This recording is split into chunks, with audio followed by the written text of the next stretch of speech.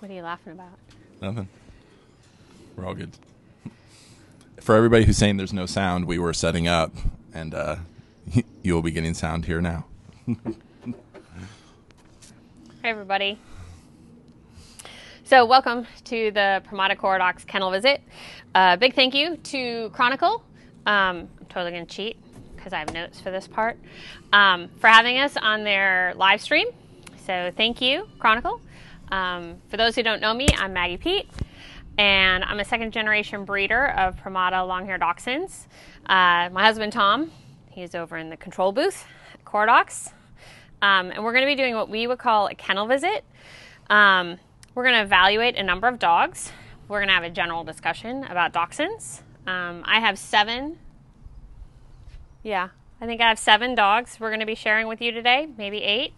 But before we get started, let's just get a quick background on Pramada. So my parents, Pam and Dave Pete, they're now multi-group AKC judges. They started. Hold on. I think I have some very early, nice photos to share. Oh, really? Yes. Let's just see. Oh, here's one. Hey, Mom. They will love seeing. Are you ready for this? And then I think we have another one. A young Pam. I don't see anything yet. Oh well, you just gotta hope that I'm doing it. I have to hope it's there. Yeah, it's there. Is and it? And then a young Dave. All right, you can continue. I just thought a little embarrassing photos would be fun. So they were breeding Dachshunds before I was born. Even a twinkle in their eye, basically. Tom had a witty comment, but he held back. Their first homebred champion was in 1975. His name was Calvin. I think this is a picture of him being shown by Hannelore Heller. Another little way back moment. We've come quite a ways since then. I still don't see anything. Okay. So, in the late 90s, my parents decided to focus on Affin pinchers, and I stepped back from dogs in general and started my career.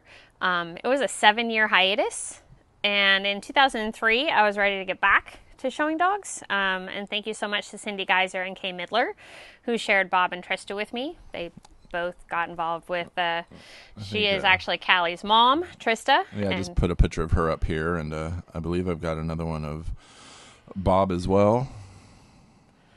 There we go.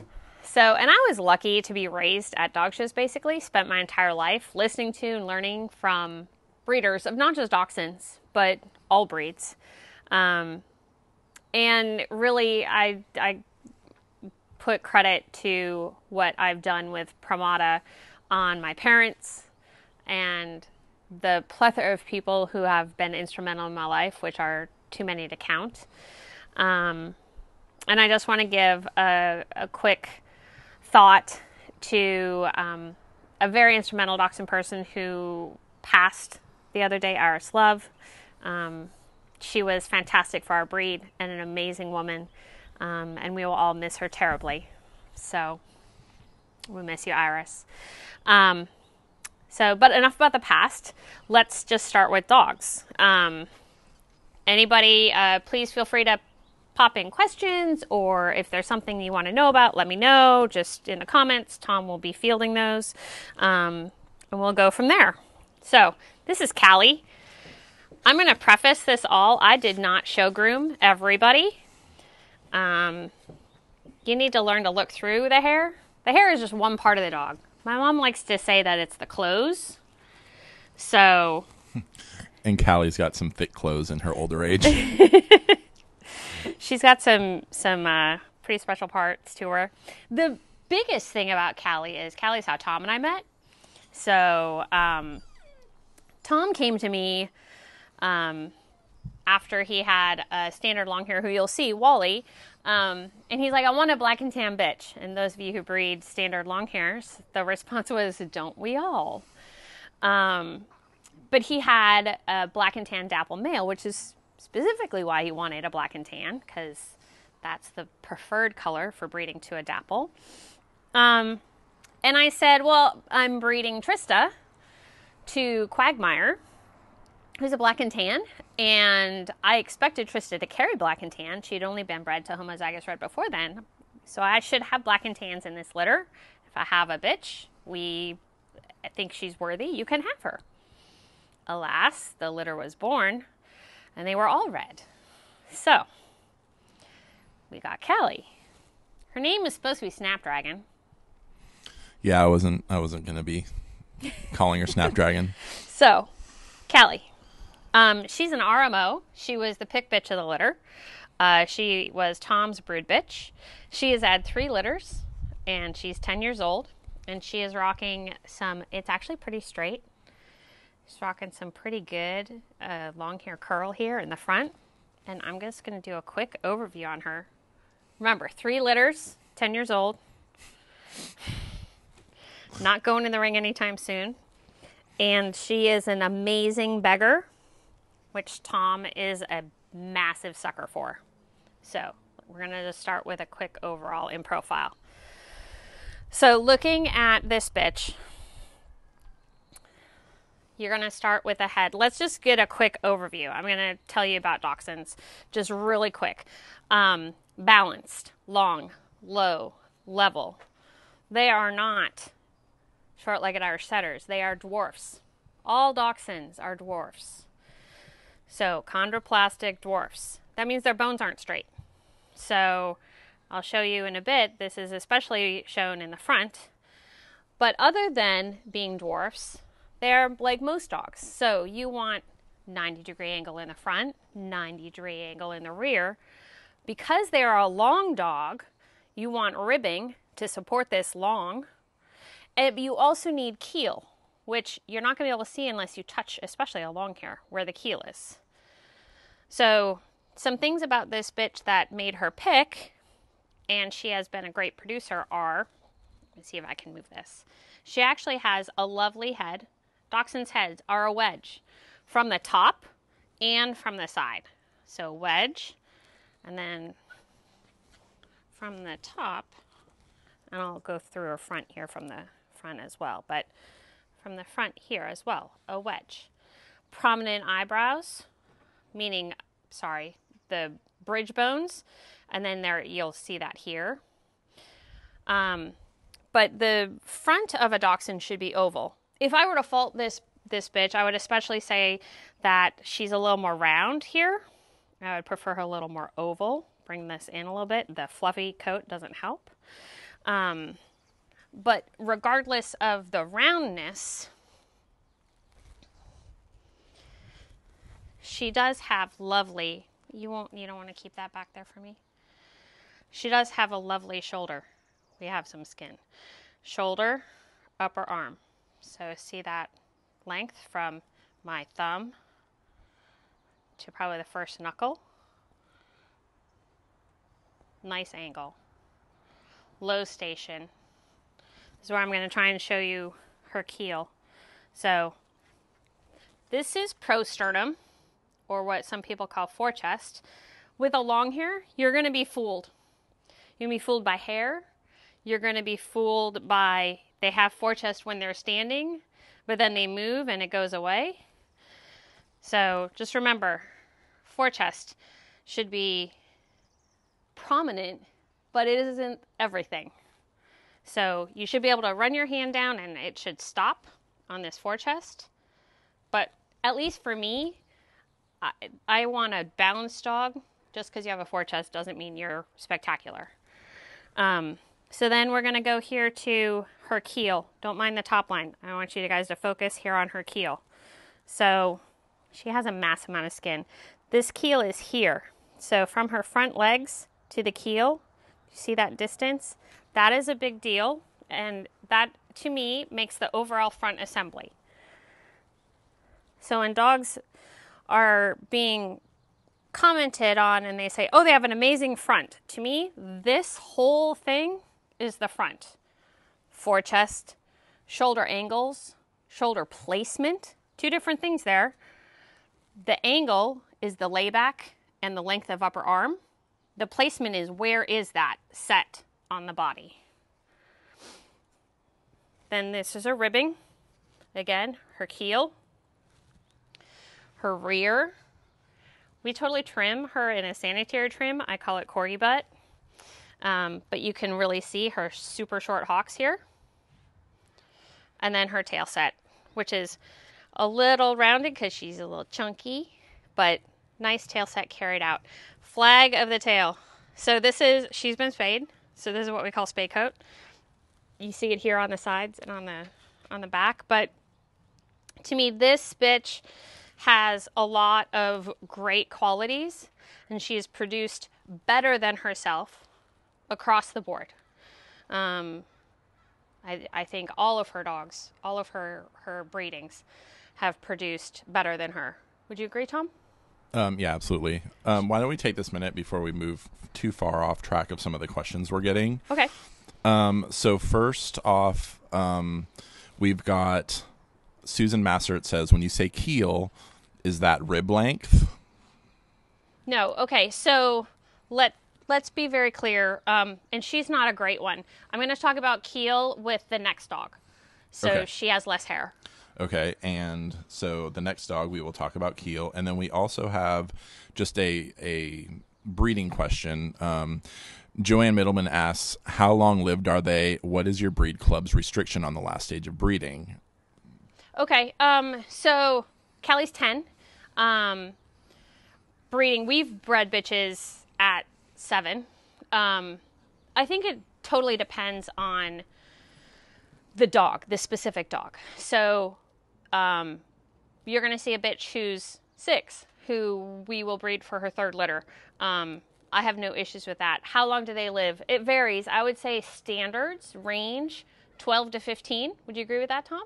Yeah, that's what I would say. So 12 to 15, assuming that they are kept in good weight. So one of the things that, people talk about how dachshunds go down in the back, everything else. That is probably one of my least worries as a breeder. I have way bigger concerns with cancer and just general overall health of dogs. I'll just do a quick side trip. A lot of people don't, they don't realize this, but dachshunds actually have an issue with hemangiosarcoma. So that's something that we try to keep track of. Anyone who has Goldens, Porties, any of those other breeds, it's hard to decide whether it's genetic, hereditary, or whatever, but that's something that we're kind of keeping track of. But for me, a healthy dachshund should be expected to live standard 12 to 15. The miniatures could live longer, I think, 16, 17. And breeding wise, I would say a healthy bitch easily could have 3 litters between the age of almost 2 to say 6 or 7. Yeah, as far as breed club restrictions, the only restriction is the AKC restriction, which I believe is 9 years old or something. I think it's 9 for bitches. Yeah. So just the AKC restrictions. The Dachshund Club of America doesn't actually have a lot of restrictions. They don't even have health guidelines for chick, really. Personally, just the basics. Personally, we test stifles, hearts, thyroids, eyes. So that's what we test, and have never had issues. Knock on wood, under the table. So that's hopefully that answers your question, Joanne. And I'll do the keel on my next dog. Any other questions before I move on? No, I think that's cool. I think that's good. And for all of you asking questions, just go ahead and ask them, and we will try and get to them as we go through, and they are pertinent to the discussion we're having. We'll do a more open Q&A at the end. So,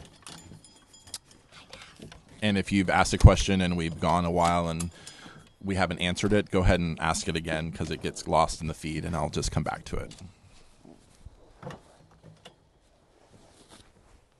All right, everybody. This is Daffy. She has some fans out there. She is Callie's daughter. I'm going to preface this by saying probably one of the best dachshunds I've bred. Tom and I have bred. Hi. So, she is an ROMX. She is, like I said, out of Cali.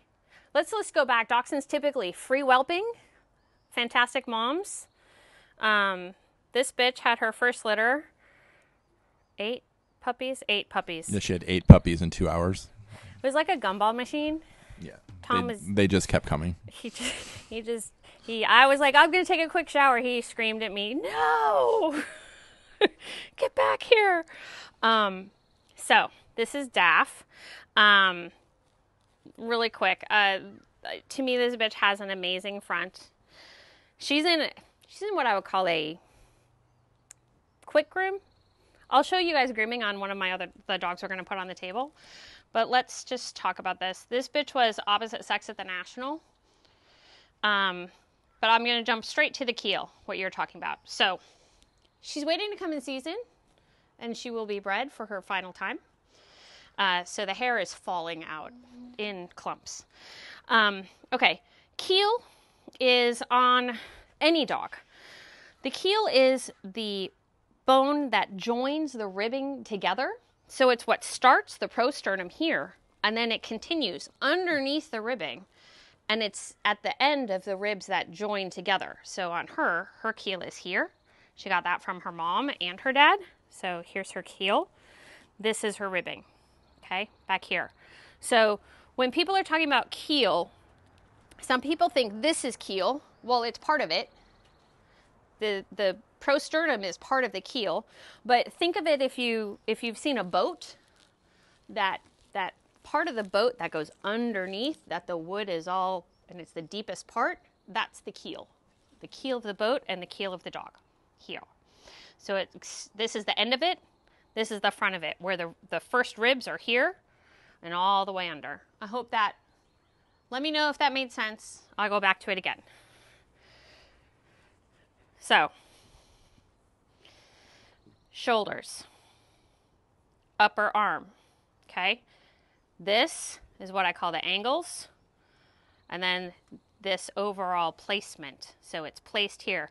I would say 9 times out of 10, I would love to take a Longhair's front and shift it back an inch, frequently. Some I'd like to shift it back 3 inches.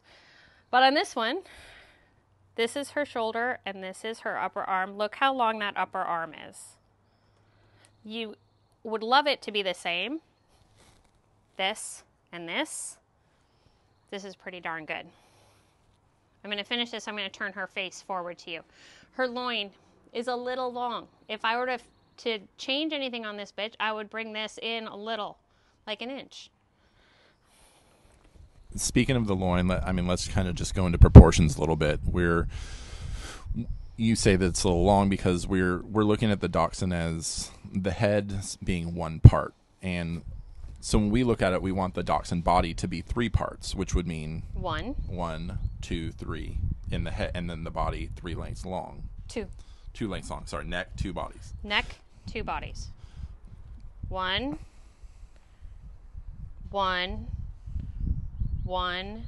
2, and then you could even go as height, but this is like proportions. 1, 1, 1, 1.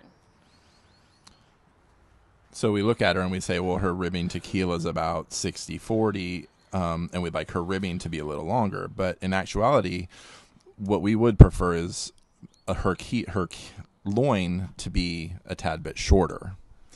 So her ribbing is actually quite long. But this to this, I would like it more 70-30, not 60-40. Right. So you could make her ribbing longer, I guess, but more, that would be a really big dog. To me, she's a big bitch in the first place. So if I shorten this an inch, to me, the proportions would be better. So finally, her rear. She has a very nice rear angle. After, how many puppies now have we had? 8 and 6, 14 puppies. She is not quite as true on the go away. I'm going to move her for you guys. The hips have widened. But she had her litters before she won at DCA and plethora of other times. To me, a quality bitch that is put together properly can have a litter, and sometimes they will even look better after a litter. To me, this bitch just matured. She didn't lose anything. after having that first litter. After the second, we've definitely gotten a little more looseness. She had to have more conditioning. But to me, she's still a beautiful bitch. I'm going to turn her and I'll show you the rear so you can see what I'm talking about in a minute. But this front is very much what I'm talking about when I say oval. Beautiful head. Okay. Show them the top. Okay. Round. Oval. See the difference? How much more oval hers is versus Callie's was round, kind of like squished together more. More oval. Dimples. Again, this is the top. This is the beginning of the keel. The ribbing starts here. This is the first short little rib. So the keel starts here and it continues underneath. And if you have a dog with good keel, you should have to feel it from the side. You shouldn't be able to feel it from the front. You shouldn't be able to feel the end of it without sticking your hand all the way underneath there. Their feet should be tight and well arched. Hers are okay. I'm really proud of my feet, so I'll show you some beautiful feet in a bit.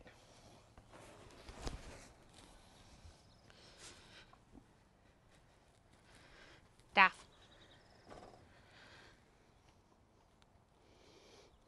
Rears. Contrary to what some people think, Dachshunds should have a rear too. Back in the olden days, there were some breeders who said that a Dachshund stopped at the ribbing.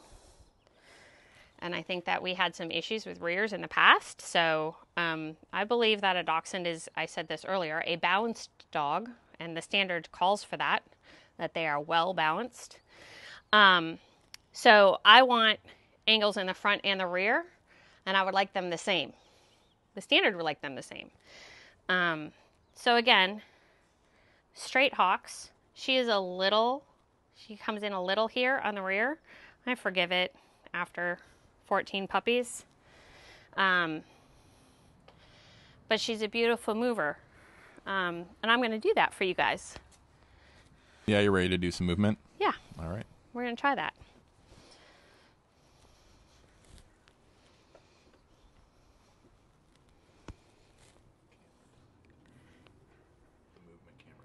Oh, so we can't do movement? No, we can. Okay. Okay, so we're going to do movement. So just, I'm going to give a little disclaimer. This is not a show ring. This is my lumpy backyard. But I'm going to show you profile. A couple things that I want you to keep in mind on movement. I said balance. So we don't want flippy fronts. You don't want belly scratching. Somebody asked previously what's Sickle Hocks. So I don't have any that I can show you, but Sickle Hocks, you'd also maybe call it a belly scratcher. So the rear, it would be super angulated. This rear leg would go like this, and then it would never come past perpendicular. It would literally just go like this. And it would reach under very, very closely. Keep talking? Okay. So you won't see that on any of my dogs, really. Some have more rear drive than others. They also shouldn't essentially fly around the ring. Dachshunds aren't really a running breed per se, but you want the reach and the drive to be similar. On the Dachshund of America page is actually a movement, it's kind of a flash video that shows movement, like a structure moving, and you can see it, a good front, a poor rear, a short upper arm, and actually I really like it, and that's on the Dachshund of America webpage under education. It's a really good thing. So that's my little Daff, and so I was saying that she's 6, so she's going to be 6 in June, and we'll breed her again. And we're actually going to breed her to a dog that I'm going to show you. Tom says that she's produced 2 beautiful litters, so I'm allowed to do what I want this time, which may not be what he wanted to do, but I get to do it, so.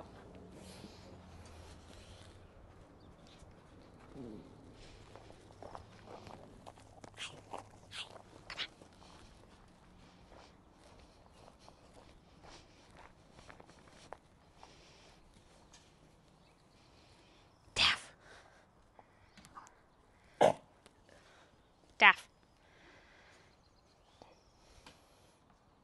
Let's go. Come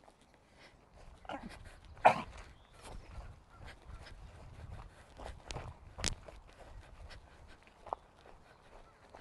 Come on, Daff.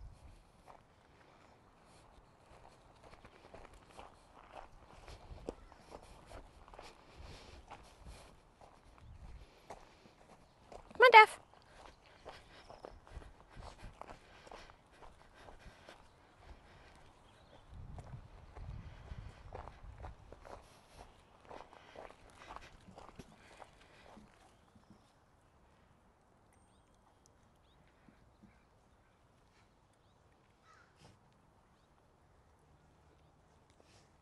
What do you think, Tom? Looked good to me. Do you want to do it again? I think it was good. Okay, we'll leave it. Anybody have questions on that?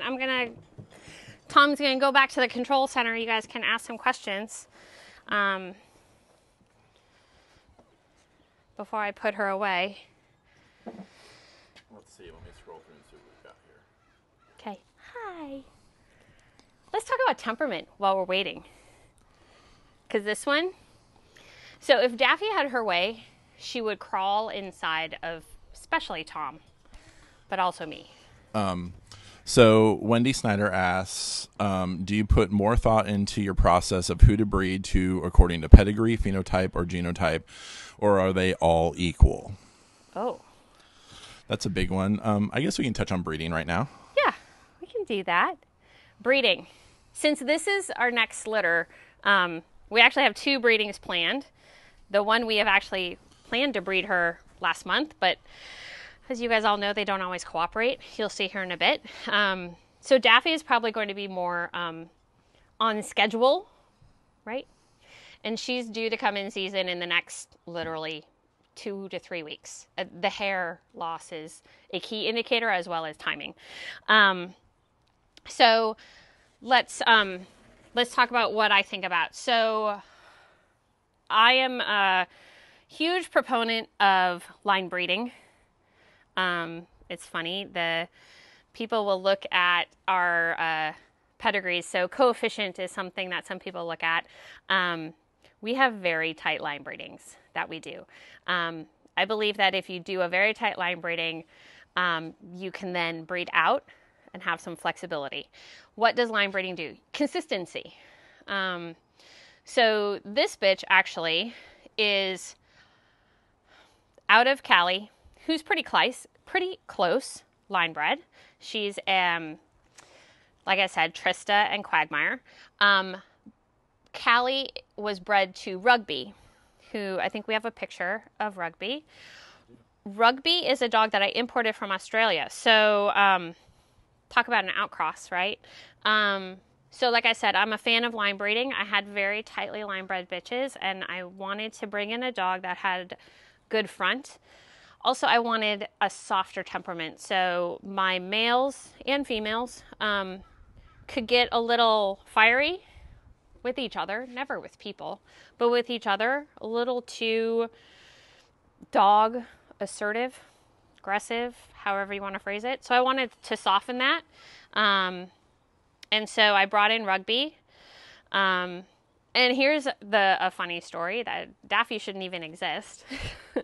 So Callie was supposed to be bred before Rugby arrived, and the breeding didn't take. So because she wasn't pregnant while Rugby was here, she was bred to Rugby. So it's kind of ironic, and we're lucky that that happened. So in answer to your question, they're not equal weighted because pedigree is... That doesn't always mean anything, because if that was the case, it wouldn't matter if you bred a litter mate bitch, the same litter, 2 bitches to the same dog, you would expect to get all the same things, and that's not what happens. So that, to me, that's the key of understanding the difference. So I always look at pedigree, but to me, phenotype is... it doesn't matter what the pedigree looks like. If a dog has something that I cannot take or will not deal with, then I would never breed to it, even if the pedigree was amazing. So for most of my breedings, I typically start with phenotype, but I also have I like to say I have a buffet of frozen semen available. And the next dog you're going to see is actually Daffy's son, who was bred to Bubba, Havana Joe. And that was very, very much heavy on decision based on pedigree, which is genotype. And that, is a key to me. When you include genotype, part of that is the preservation of particular lines. Tom, talk about it, because you have a big let's look at part it. of these decisions. People look at study pedigrees and they go, oh, well, we can put together this line breeding with this dog and this dog, or this dog's in the mother's pedigree and this dog's in the father's pedigree, and we can line. But you have to, at least a few generations back, know what has been produced and know what those dogs looked like. So, like you said, we bred Bubba to Daffy because it's an older dog, but you knew, you bred his father, Ben. So you knew that dog. You knew you wanted that in the pedigree. You knew what Bubba looked like. We knew that would be a good phenotype to go to Daffy. So, you have to you have to look at it more than just the print on the paper. You have to know what that print means. Does that make sense? Mm-hmm. So, I think there's a lot of people who don't know pedigrees, though, as well.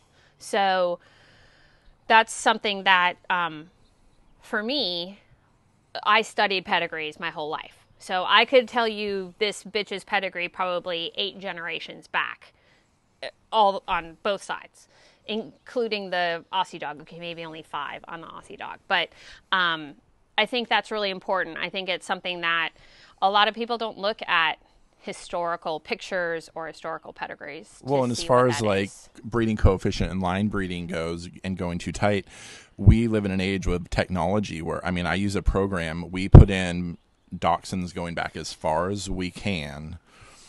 We've got Dachshunds in our pedigrees going back to the 70s. Stuff, dogs I don't even know, but it helps to create a more accurate coefficient number. And we've looked at breedings. We pop it into the thing. We go, oh, that would be a nice thing to do. We pop it into the program and we go, oh yeah, no, we're not doing a 30% coefficient. So, for us, that's too high. A lot of people would say 20 is too high, and I think that is our max. We try to keep our coefficients between 10 and 15 for what we consider a tight line breeding. Less than 10, we consider an outcross. Well, yeah. To be honest. Yes. in our lines. And it's very different breed to breed. I want to be very clear on that. Right. Dachshunds have a huge gene pool. You're not going to want to throw in a 20% coefficient on an Affenpinscher. The gene pool is too small for that. So, Wendy, does that answer that question? I feel like I felt like I touched on it, but it's such a huge. Right. That could be a whole nother. Yeah. Speed of breed. We talked about taking Daffy, who I think is a beautiful specimen of the Pramada Koradox breeding program. She's actually a Koradox Pramada. And I was talking about Temperament. So I brought in the Aussie dog for Temperament. Softness. The Longhairs have that softness to them. And if she had her way, like I said, she would literally crawl inside of Tom. So I'm going to bring her son out. And at some points I have been choking because she was trying to crawl inside of me. So her son's name is Edward. Tom picked him out at, 5 days. Well, because at 5 days old, we had this. How could you not love baby Edward? He was orangey at that point. He wasn't Edward yet. He was orangey.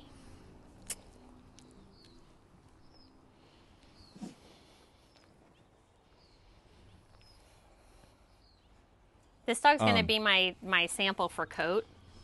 Johan Tote, I'm sorry if I butchered your name, says, where do you get the program to get the COI numbers? I actually use a program called Ped Pro. There are quite a few out there, but that's the one that I like. So. This is Edward. This is Daffy, who you just saw, and Bubba, Homar Savannah Joe. Thank you, Ryan. He will be 18 months in May. He's 3 points shy of a major, and he has, a massive hard-on, and his top line is totally out. 3 points shy of finishing. 3 points shy of finishing, and I just need him to relax a minute because he's super excited. He's happy. Yeah. Don't look at the top line. I'm just going to talk about his hair. This dog is almost air dried. I want you to see this. Don't move. I'm going to grab a comb or a brush. So, look at this. I just went backwards on this coat. Look at how beautifully it just lays down. So, long hairs. More is not better. Quality over quantity. These are my views. He's never going to have a profuse coat, which the standard does call for a coat that is not too profuse to mass type. So I don't think they should look like Cocker Spaniels. That's better, Edward. That's better.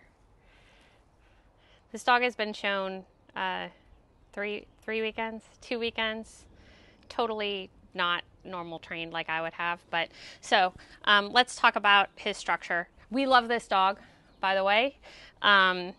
We finished 2 bitches out of the litter already, and his brother is finished. We held him back because we wanted to show him at specialties, and then this. So so he's not finished because we were waiting. One of the things I want you guys to see on this dog is look at this beautiful neck into shoulders. Okay, this isn't groomed in. This isn't trained in because he's not trained. So beautiful arch here at the nape of his neck. Very smooth. Lovely tail set. So he probably looks tall to you guys. So he's a little tall. Here, I give you an example. Here's my fist under here. I can't lift up my thumb. I can just touch the point. My dogs don't mature till they're probably 3 or 4. Well, and you say he's kind of tall. I would say he's at the right length, height off the ground. Like, to me, Callie is too low. Some of you may remember the dog Sky we showed the last couple years, and beautiful dog. But again, one of the faults with him, I believe, he was just a bit too low to the ground. So anyway, and that difference of opinion between Tom and I, where I feel like I would lower this dog a 1/2 inch, but it will happen because when this dog is 3, he won't look like this. This dog isn't even 18 months old. He's a puppy. And what I was talking about is maturity-wise, a dog that is finished, meaning fully matured, at 18 months of age, to me, that isn't a dog that I necessarily will want to keep, because I am concerned that they are going to be then overdone.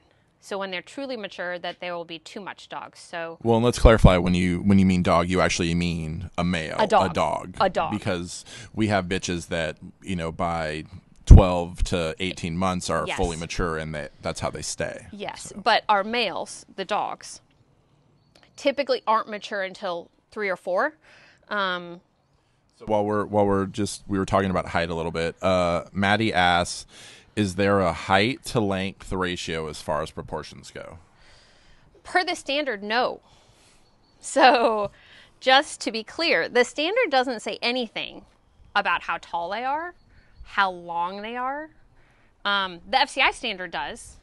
Just, the FCI standard this dog would have too much body. In the FCI standard, they want it to be this, so it should be 1/3, 2/3. So 1, 1, 1, 1. So essentially they would want this dog to be either this much taller, or he would have to have longer legs or something. So the FCI standard is very different than the US standard. So the US standard, while it is very long, does not have a lot of specifics. Right. A lot open to interpretation. Right. So, I can tell you how I interpret it, which is I look at a dachshund and how I put my hand underneath. So like this is my hand. It's kind of a Scotty thing where you put your hand under and you shouldn't have a ton of room. Like if I put my hand under this dog and I could put my thumb up, which there are some dogs you can do that with, to me that dog is too tall. But I think proportion-wise, couple things. This front leg should be at where the deepest part of the chest, okay? And this shoulder needs to be behind the neck. But what you're looking for lengthwise is, I think the length of the dog is more dependent upon the proportions. So if you have good proportions, I mean, if a dog had amazing ribbing, it could be a little longer. I have a story. I had a dog that I showed in juniors. His name was Boondocks Yorktown. Beautiful dog, amazing producer. People kept saying, he's so short, he's so short. He had amazing shoulder placement. His shoulders were probably back here. And he had ribbing to loin, probably 75-25. Based on those proportions, that dog always looked very cobby, very short, because the shoulders were so far back and the ribbing was so long. But if you measured that dog from the point of the prosternum, meaning out here, to the base of his tail or his hips, his butt, he was actually the same length as the other dog I showed in juniors. Exactly the same length, within like a ½ inch of each other. But when you looked at them, the length difference, you would have assumed that the dog Bert I showed was 2 inches longer. But it's all based on where the dog's angles were and the proportions. Very different. And unfortunately, Maddie, this standard just doesn't say what it's supposed to be. So there's a lot of interpretation. I think that's where having an eye and looking at it and seeing if the dog looks balanced, because the standard does say the dog looks balanced. So if a dog is too tall or too low, it's clearly going to be out of balance. So that's one way to help look at it, I guess. Crystal Mason asked, does shoulder placement change throughout maturity? Well, that depends on your breeding program. Does our shoulder placement change? Not usually. If I would say it doesn't change. What may change is the overall shape. Charles is having a moment. Is he? Yeah. Side note, was Yorktown's call name Eric? Yes. Yes, Sissy, it was. It's a beautiful dog, Sissy. He's in almost all the pedigrees. Okay, so shoulder placement. Okay, so when we look at the dachshunds, so as they age, some things that can change. This can change. This dog is, like I said, 18 months. I expect he will fill out some more. When this dog was a little tiny puppy, his shoulders were here, but this wasn't necessarily as well developed. So I think that shoulder placement in my dogs doesn't change. I think that in general, they can change as they grow, these angles can shift at times. I think that our truest evaluations are 6 and 12 weeks, would you say, Tom?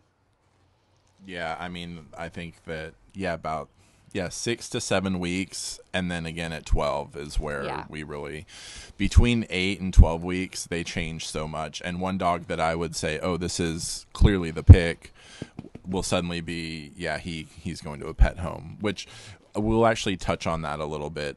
We had some questions prior in the week on how we decide who goes to show homes and who goes to pet homes, and so we'll touch on that in a little bit later. So, Edward, I've shown you 3 generations now. Callie, Daffy, this is Edward. This dog was produced based on our overall breeding plan. So, sorry, Daffy has left her mark on me. So overall breeding plan. And by that, I mean, we don't ever do a breeding without knowing what the goal is of that breeding. Meaning, are we planning to breed that puppy to something else? Are we just seeing what we get? Because to me, that's not really a good focus. So we wanted a male from this litter. That was our plan. We wanted a male. And you should never breed, like I said, without knowing what you're doing going forward. So this dog is Daffy, who has Rugby in it. And then we took Daffy, who has Callie, who has Bubba, back to Bubba.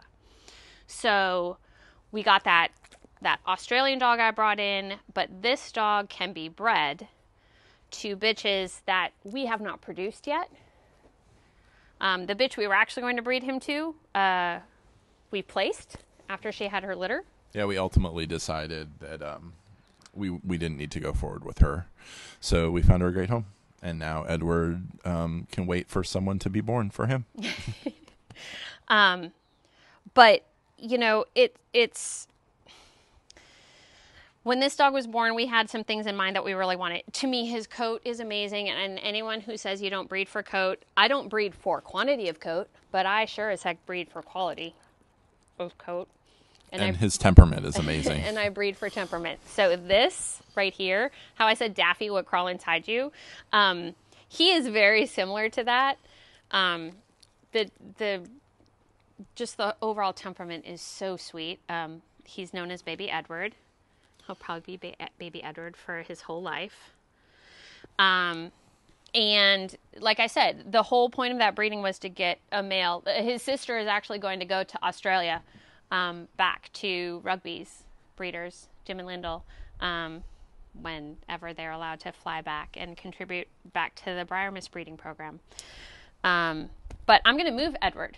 So if everybody's ready, I'm going to let you guys see. Because before we fall in a dog on the table, any of you prospective judges or current judges, any good handler can put together a dog in the stack. Anyone that is a good handler. I'm going to repeat that for all of you judges. Any handler worth their salt can train a dog to look good standing still, especially if they have hair.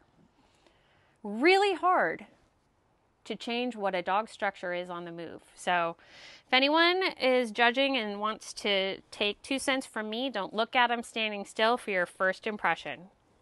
Have everybody go around the ring. We're going to let you all see Edward. Hopefully he walks. Yeah.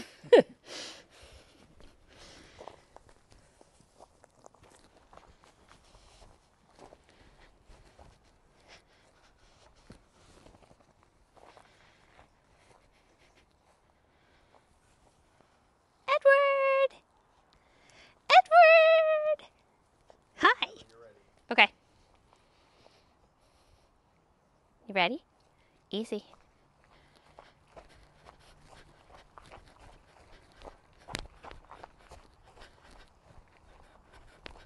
Good boy. Let's go.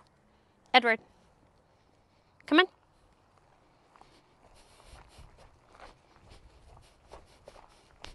Edward. Good boy.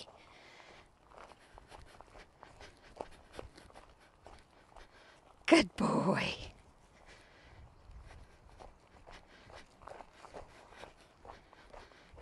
Hey.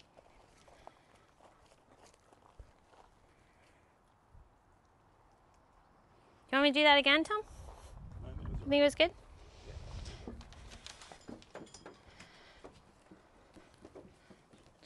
I'll put him back up on the table for a minute. Oh, because there's a delay, so. Oh, that's his mother that's talking. So, she likes to, she has a very song-like voice. So let me look through and see if there's any. We've got a lot of breeding questions on. Why don't we cover a couple of those before Daffy? We know. Mike Winkler asks, in discussing maturity changes, when does the rear come into play, and when do they really use it? When do they really use their? Okay, so when they're puppies, so 6, 7, 8 weeks, you are typically going to see the tail straight up in the air, kind of like the staff on a boat, where they're just trying to figure out how to get things moving. So 6 to 8 weeks, you're still early. Yeah, I mean, until they're like, I would 5, say 6 months old, you're really not, getting solid movement. True rear movement.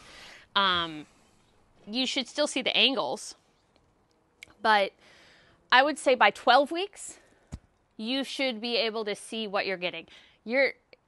My first thing right off the bat is hocks. So if they've got long hocks, you're going to see that from the beginning. That's not going to change. The rear angles aren't going to change. Just like the shoulders don't really change, the rear angles aren't going to change. Their ability to control it is what you're not seeing. Stephen Lisker asks, at what age would you make a pick? Sometimes you don't have a choice. Because some people want a show, I call them show potential puppies. We will not make a decision on a show potential puppy until at least 12 weeks. Right, and if we don't have a solid, yes, this is the one we're keeping, then we will just keep them until we finally make that decision. And we've kept dogs past, 9 months where we've actually got points on them and then decided, nope, this isn't what we're doing, and placed the whole litter. Yep. So, it really just depends. So sometimes you just know right off. Sometimes it takes a while, and sometimes they just never turn out. I find it very hard. This is a personal thing. So what I consider a show potential, you may not.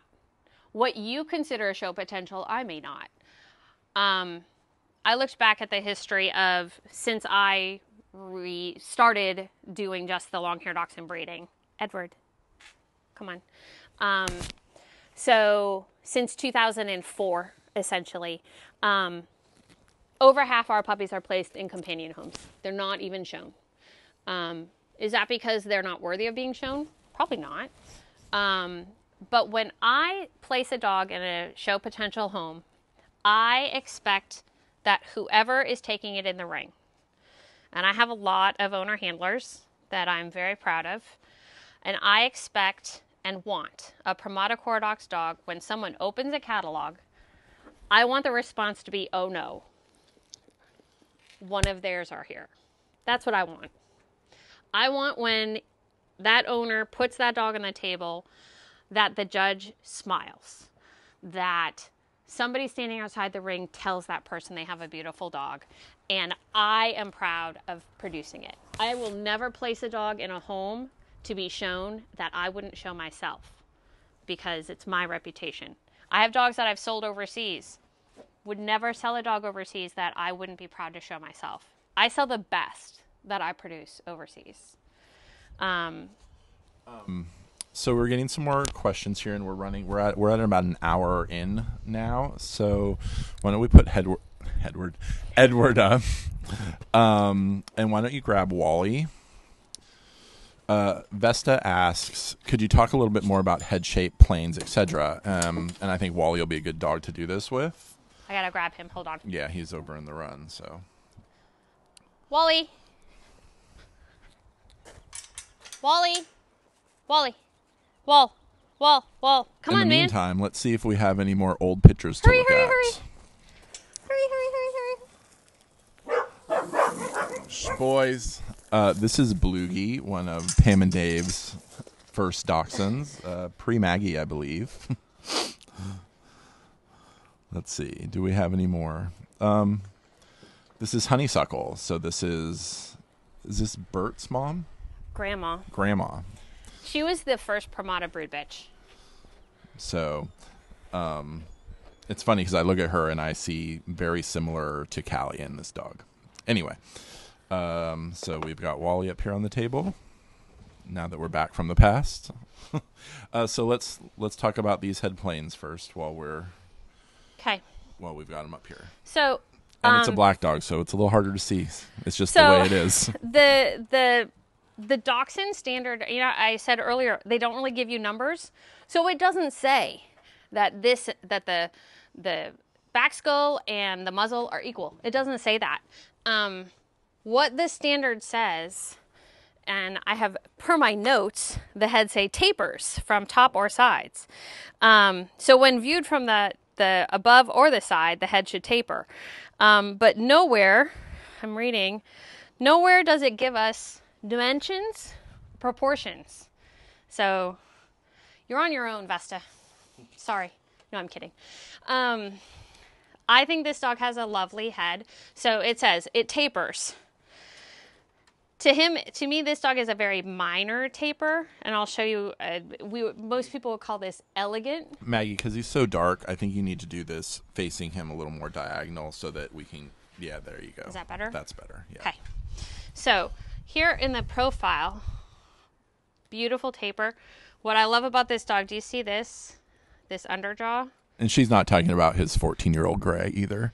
No, this is amazing and beautiful. So very slight. There's not a stop. So he's almost 1-to-1. Prominent occiput in an Afghan, not so much in a Dachshund, as you probably can see. It's not like I have a big prominent occiput there. But it does say they should have prominent bridge bones here on the eyes. It actually calls for a slight arch and a slight arch here for a Roman nose. Some people will take offense and don't like it. They think it's a borzoi head. It's actually what the standard calls for, is a Roman nose. I think this dog has a lovely head. I'll show you another one. Daffy, the bitch I showed you before. I think she has a beautiful head. Edward has a more a houndier head. It's not what I would consider. Edward's head isn't our favorite. Sometimes I call him Headward, but that's just a playful nickname. It's true. And Tom and I are both probably harder on our dogs than most people. So this is Wally. Some people had asked about grooming. We're not going to get into a whole grooming thing here. We do have a great couple grooming videos on our YouTube channel that you can check out. It's the Pramada Koradox YouTube channel. But we're just going to do a quick clip down on Wally, 1, because he's a little hairy, and 2, he's a dapple, and we'll be able to see his neck dappling a bit more once it's clipped down. So you'll see this on the grooming video, but forechest, right? So this dog's, his structure is not going to change, but some people can't see it because they'll be like, oh, well, he has no forechest, or it's all hair, or he has no neck because it's all stuffy. I'm going to clip him down. My rule is 3 fingers above the stop here. Okay, so 3 fingers.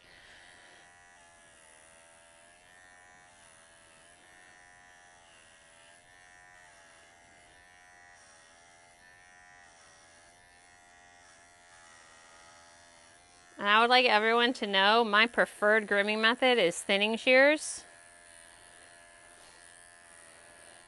He's a black and tan, so I can cheat. The last dog I'm going to put on the table, I clipped literally 3 days ago, and you'll see why I don't like clippers. So, this dog is an apple, as you can see.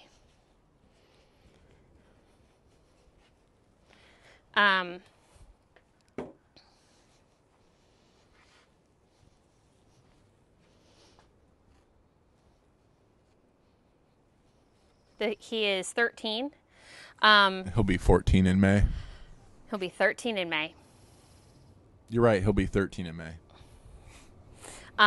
This was Tom's first standard long hair and why he wanted Callie to be black and tan. This dog probably has one of the best ribbing to loin ratios that I've had my hands on. Stand well. Okay, so here's his shoulders.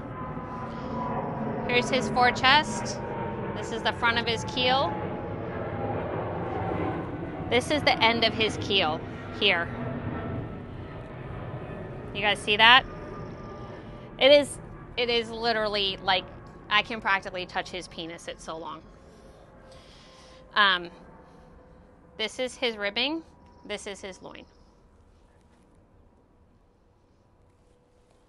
That's why this dog has gone nowhere except to our friend Debbie's house.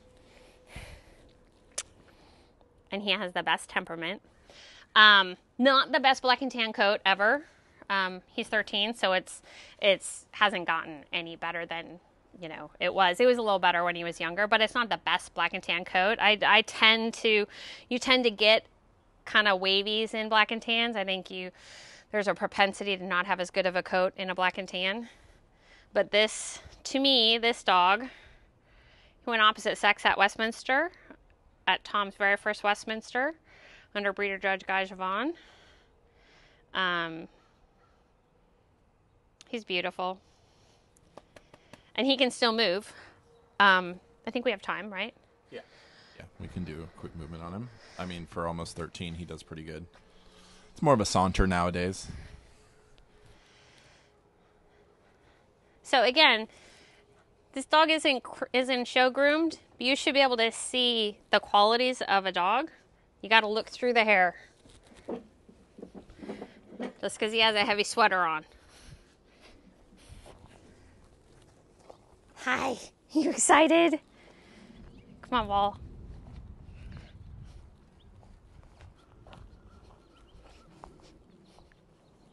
Come on, Wall. Ready? Okay. Come on, let's go. Wally.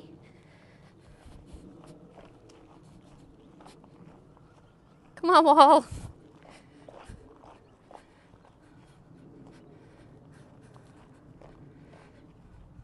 Come on, Wally.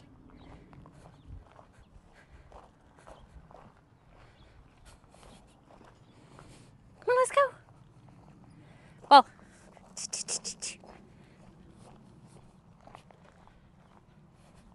Yeah? You ready?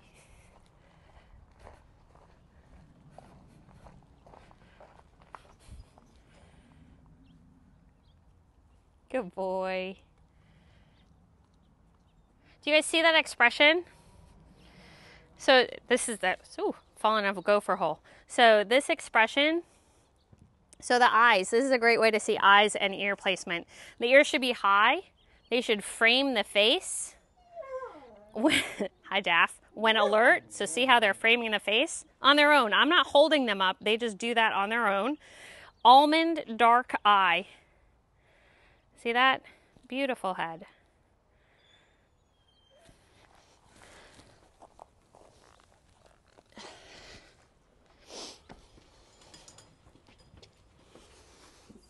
We're gonna do Ryder. Do you want me to put him back up? Do you have questions?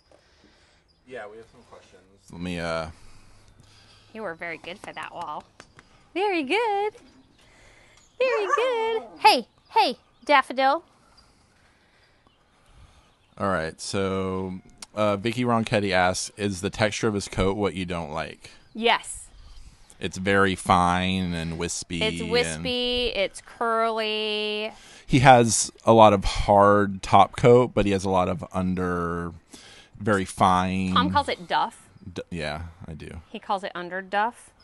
So if all of his coat was like this and straight, but see all these curlies and if you felt it, there's no refinement.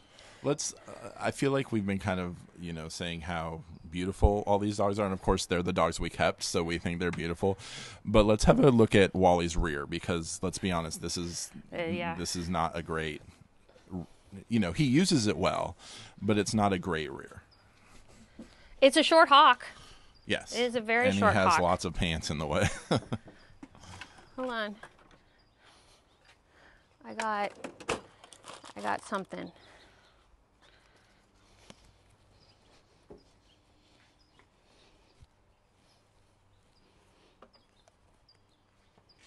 I can hold one side, but I can't hold two sides at once. Okay, so this is him standing naturally. So this is a traditional wall. I know the cookies are over there. This is what we would call This cow is called hocked. cow hocked. He doesn't typically produce this, so I can try to straighten it.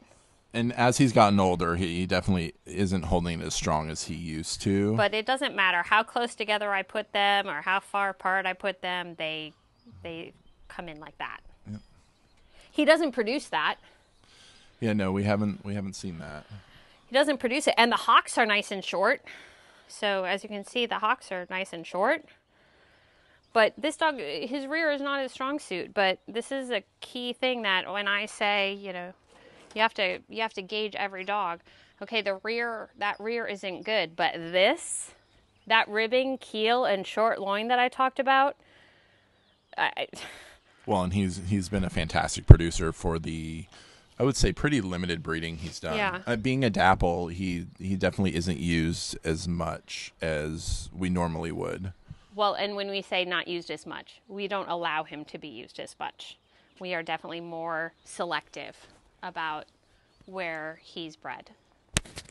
That's a conversation for another. For another time. But for me, this body, which he produces, and the beautiful type that he has, and his size, which is also related to his ribbing to loin ratio, more than offsets the weakness in the rear. And that's where, as a breeder, I recognized and said this dog is important. So, and I mean, I married into this one, so. It's true. You did. Why don't you grab one of his kids? Let's start with Matilda. Yeah? Yeah. Matilda the Munchkin. Matilda the Munchkin. It's his granddaughter. Right. Sorry. This will be his Wally's granddaughter. Tilly. Matilda is she's one that didn't make the cut. She is in a wonderful, loving pet home, but we thought it would be nice to show a dog that we decided didn't quite make our standards for keeping as a show breeding potential bitch.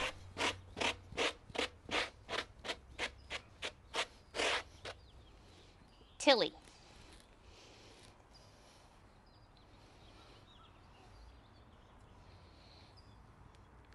So before anyone asks, Hence why she's not show trained either. she's small. Matilda's about 12 and a half pounds. Her sire is, I think he's about 15 pounds. Yeah, I would say. He's a mini from a breed down, and her mom is about 22 pounds. We feel that, especially our males, Edward isn't, but a lot of the standard long hair males are too big. Quite a few of our males in the last few years have been getting up in 30s. in the upper to mid to upper 30s in weight and size, and while our girls were keeping right around that nice 20 to 22, we would have littermate boys that were up in the 30s, which for us is getting too large. For example, Wally in show weight was 27 pounds. To me, that's a perfect size for a standard long hair male. Charles, which we'll see in a bit, 30 pounds at show weight, about the top end that we like.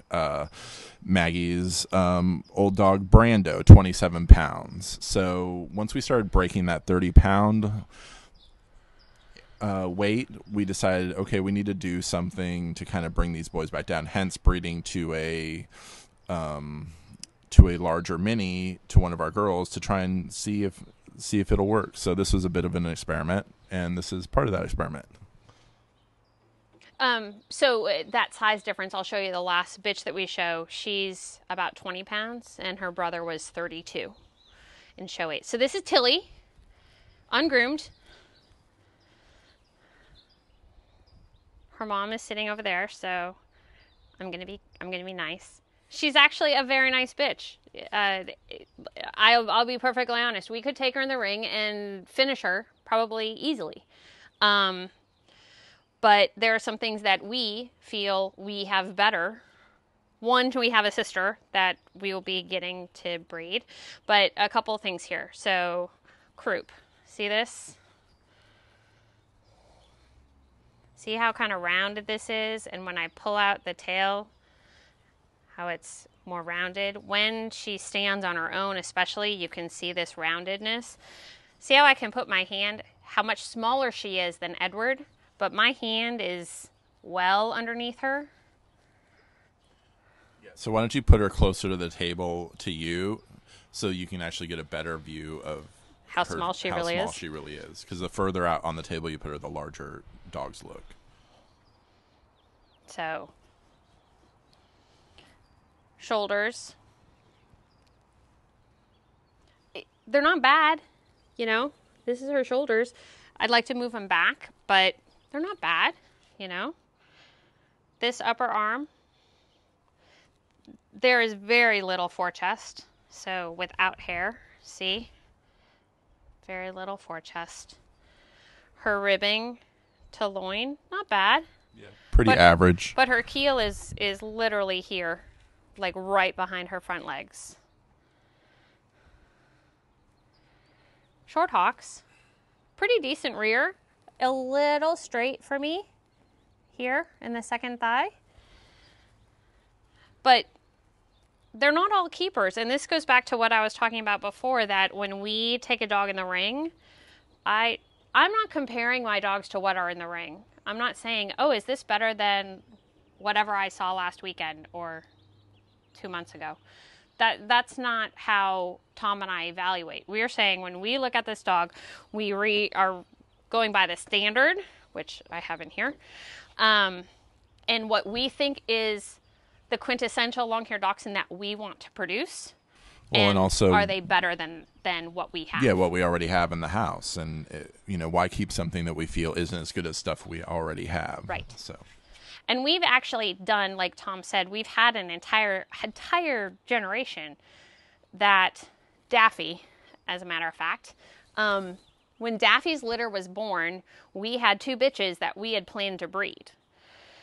But when Daffy and the other rugby litter we had born essentially at the same time were about 7 months of age, we knew they were better than those bitches that we were considering breeding, and we decided not to breed them. Yeah, we looked at them and we said, why are we keeping these? We just produced stuff that what we considered was much better. So to us, keeping what we had, we had put time in them, we would finish them, we were, put money into them, all that stuff. But yet we had to look at it objectively and say that this is, why go backwards? Why go backwards? So we placed them. They're in wonderful homes, and we went forward. So this is Matilda. It's Matilda. So we had a question, Virginia Thompson. Do you think you might try another breed down? So why don't we clarify that what we did? Not a breed down. So I'm going to make this very clear. I don't breed minis right now. So the breeding that I did wasn't a breed down. To me, the definition of a breed down is the intent to get miniatures. That was not our intent. We were never intending to breed into miniatures. We specifically were just doing a breeding using a smaller male because we wanted smaller standard dachshunds. So that, to me, it's a very different mindset. A breed down is I'm intending to breed for miniatures, and people who are breeding for miniatures, that's a tangent of mine, but there's only one class that they have to be 11 pounds or under. If they're not in that open mini class, or you're not willing to put them on a scale, they're just a dachshund, in my opinion. I'm going to get her brother.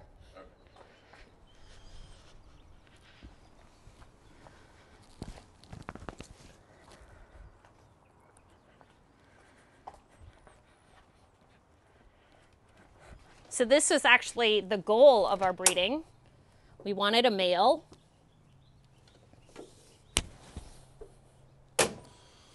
This is Ryder. We call him Little Man. Little man. He's about 17 and a half, 18 pounds. Yep. I told you before we're breeding Daffy. This is who we're breeding Daffy to. So this will be a total outcross breeding. It's Daffy's last litter. Her first 2 litters, she produced beautiful puppies. So we decided, okay, let's try this little experiment. You don't know if you don't try. And worst case scenario, we will have a litter of beautiful Dachshunds for loving pet homes. So this is Ryder. He is literally blowing all his hair. He's living with a group of flat coats who are all in season, and he's just having so much fun being under them. He finished, with 4 specialty wins, I think. He is not quite a year old. This dog has a beautiful head, so you should be able to see. One of the things I don't like so much about Wally is his markings. So he's really, I call it smutty. So his tan isn't especially bright. So the Dachshunds, 2 colored Dachshunds are supposed to have very specific markings, just like Dobermans or any other black and tan dogs. You know, these 2 colors, two, tan points. They should never have tan on their ears. That's a mismark. Even if they're dapple, they shouldn't have tan on their ears. The tan should only be on the inside. Hi, good boy. Okay, so this dog. Lots of bone. We haven't talked about bone yet. Dachshunds should have bone. They should have substance. They should be heavier than they look. When you go to pick up a Dachshund, you should be surprised by how heavy they are.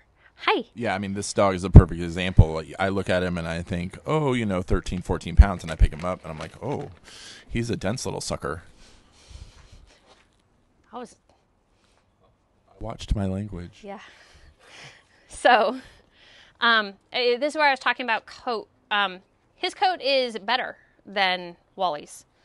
He actually, Kelly, who he lives with, brought him a little damp, mostly dry.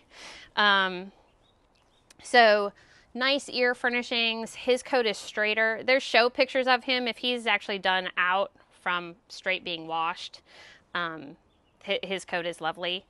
So let's talk about his structure. Upper arm, shoulders, forechest. So see how much more forechest he has than the bitch?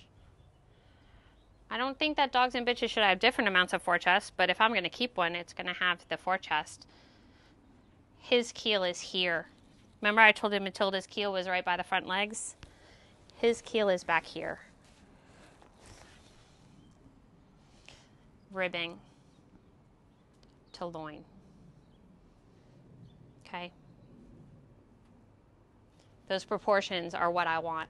Those proportions are why I want to breed him to Daffy. His size, why I want to breed him to Daffy. To me, Daffy is a little big, just overall. Beyond the long loin, I think she's a bigger bitch.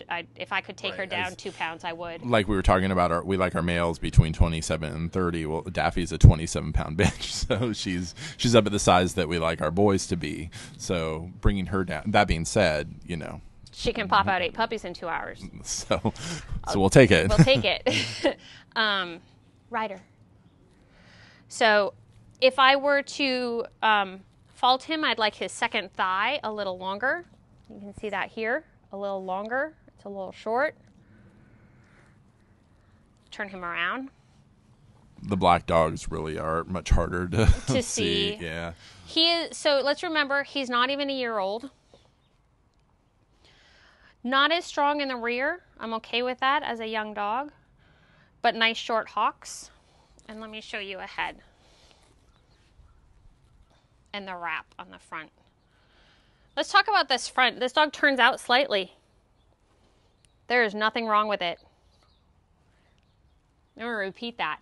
There is nothing wrong with them turning out. They do not have to have the front feet facing forward. The standard actually says that they can turn out. The phrase they use is a trifle. You talk about a trifle, I think of a food, but okay. slight, a trifle. The important thing is, to me, is the shape here. Oval. Look how much bone he has. Remember how tall Matilda was? I can't even get my fist under him. But look at that beautiful bone wrap in. The front legs are not straight. This is because he doesn't have much hair. It's a great way to see it. So remember at the very beginning I said all Dachshunds are chondroplastic dwarfs. Their bones aren't straight. None of their bones are straight. If you ever go to the vet and they're drawing their blood, the bones aren't straight. This bone goes like this, but it also has a curve to it, like this. So if they're going to draw the blood, it's actually over here when they're drawing blood. How many times have we been and they're like, we're just taking it out of the neck. We can't do this. It's true. Lovely head. And again, underjaw. Dachshunds should have underjaws. Can you guys see that? You should be able to see the underjaw. So we got a question. Lynn Dolan asks, at what age do you start health testing hearts, eyes, patellas, etc. your dogs? Oh gosh, at least 18 months. Yeah, I mean, we usually wait till about 2. So, and being that you were just talking about wraps, let's go. Adam Peterson, can you explain wraparound fronts? Yeah. Did I do that good enough? Should I do more? Yeah, you can do a little bit more. Okay. So I like him because he actually has a really nice wrap. He's black though, so you can't see as well. Yeah, why don't we put him back and let's bring out a dog. You want to bring out Al? I have Charles and Allie both. Let's do Allie. Okay. Yeah. Because she has less hair. She has less hair, yeah. Al.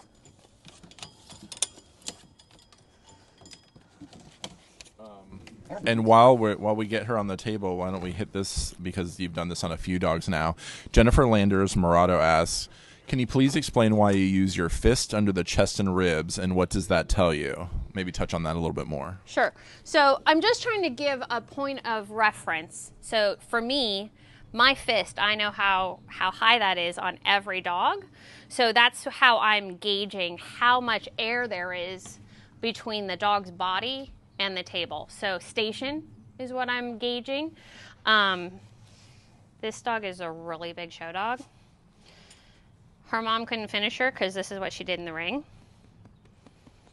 We co-own her, but her name is Allie. This is actually Sky's sister, for those of you that knew Sky, who's in Japan now, but he was the dog that was shown last year. So I'm going to walk through fronts again. Al, could you sit straight or stand? Okay, wrap around front.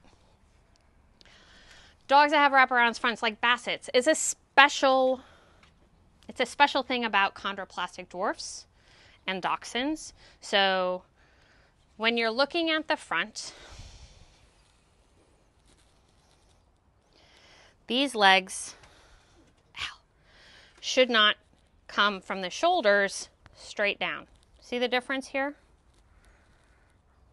If this were to go straight down, instead, when you look at it, I'll give you a treat, hold on. When you look at her front here, see how they get closer together here? So, like, if you were to remove the chest from between the legs, you would see a puzzle piece, like a tube an oval tube. Not a sausage tube, an oval tube that you could sling the keel right through and it would just sit right in those arms. Inside the legs. So it's this part here is closer together than this part here. Wrap. Remember how I talked about I don't clipper? This is why. This is kind of one of those things, the wraparound, it's almost easier to show somebody when they can actually feel it as well. So when you're looking at a dachshund and it's coming toward and it's moving as well, these front legs should not be out here, right? They're going to be in a little bit. They are still going to converge. Not a ton, but they're going to converge some. I mean, let's be honest, their legs are 3 inches long. They can only converge so much. But the wrap is so that when you're looking at them from the front, you should not see air here. You should not see these front feet outside here. Your mom chimed in they're like parentheses. Yes, like a parentheses. Thanks, Mom. I wish I could explain it more. Adam, if you're paying attention, does she show, are you seeing am I explaining what you're asking? I try to explain it. So shoulders, if you look at it, shoulders, point of shoulder, wrist. That's the wrap. That's what you're looking for. Hopefully. Tom's not giving me any high signs like I'm doing it wrong, saying it wrong, or doing it differently. So let's talk about who this is. This is Allie. So Sylvia McGee says something. I think it's like with Bassets. It's helpful to understand that the wrap of the legs provide better support for the dog's front. The front legs that do not converge on these dogs do not support the back adequately. So, yeah, I mean, they do some sort of support. Okay, so let's talk about the function of Dachshunds. Yeah. This is great. Thanks, Sylvia. I talked about this earlier when Tom and I were prepping. So, form follows function. That's a phrase that people hear. The Dachshund is bred to go to ground. And so they need to be able to take this body, and they are going to, one thing that people don't realize, they dig with their mouths. So when they're going down, they're using those front feet. They're going to put their body against the ground. They're going to move these front feet to get the dirt out of the way. Why the rear does matter. They're moving the dirt with their front feet. How are they going to propel themselves? That's with the rear. So for function, when they're going down a hole, I can't make the sun go away. Not the sun. Oh, sorry. There's an airplane coming. The airport is 5 miles as a crow flies right there. So hold on. Let's take a quick little pause.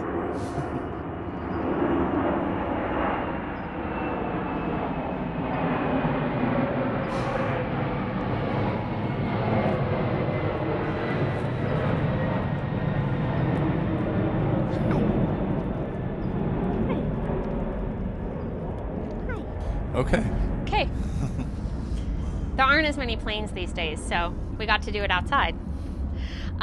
Okay, so going to ground. So yes, Sylvia, where you were explaining how it needs to support the body. Yeah, it not only does it have to support the body, but they have to be able to take these legs and they have to be able to scrunch them up like this and then move dirt. Does this make sense? I know that looked awesome, but think about it as a function. They're going to push themselves down the hole with their rears. They're moving the dirt with their front. This keel and forechest is what is protecting them from the ground as they go down into that hole. Does that make sense to everyone, I hope? You know, if this audience was live, I would get feedback better. You're getting quite a bit of feedback on the comments. Okay, so if I read all the feedback, this would last for hours. Okay, so this is Allie. As I said earlier, this is Sky's sister. Hi, Al. Hi, Al. Charles' daughter. I think that she is beautiful. She is the one that was supposed to be in season last month. That is not. So, again, nape of neck, arch of neck. To me, beautiful. Shoulders. Well-placed shoulders. Okay? I'm going to move her maybe. She ruins herself on the move. She thinks that she should have booty, and she sticks her ass in the air, which, as you can see, she doesn't really have to do that, but it's her thing. I like to think that she's like a supermodel or something, and she's trying to but moving her will be good too, because even if we don't pay attention to how she likes to ride a little butt high, her coming and going, her going looks really good, but her coming at us, we can show an example of up front that is a little wide because she does track a little bit wide. So, okay, so ribbing. Keel for her is about here. Ribbing to loin ratio. A little long in the loin, not awful, but her brother, that was one of his fortes. His keel was probably about here on his body, and his loin was about this long overall, and he was almost twice as big as her. So that's where making breeding decisions, I know what else was in that litter. And we're actually breeding her to Rugby. Frozen semen. So Daffy's dad. So he sired a beautiful bitch. I think this bitch is lovely as well. And so I'm very excited to take him. This was her mom, who we had intended to breed to Rugby after Allie's litter was born. This litter. But she only had one litter, and there were some complications during the C-section, so we decided to spay her. But as you can see, she, Allie doesn't fall too far from her mother. So this is what we're working with here. So beautiful rear. Beautiful, in my opinion. And the reality is I would really wanted to breed Rugby to Charles. I've had that happen before where I have two males that I want to breed. You can't do that. I figured out how to have a male carry a litter. So the best way to do that is to take something related to one of them and breed to it. So we're taking a Charles daughter to Rugby. But I'm going to move her for you guys. And you're probably going to see her butt high on the go around. Just the way she is. Just her. I work really hard to get her to not do it. She doesn't do it all the time. It's just weird and annoying. But I want you to really focus on her down and back.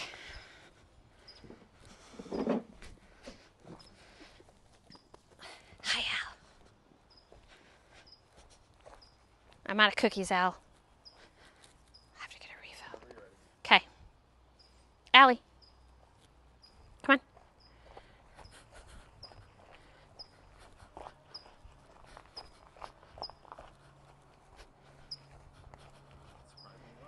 Oh. Come on now. So see how her front is a tad wider than she's actually gotten tighter. And I would expect her to continue to get tighter. Her dad actually, his front improved immensely.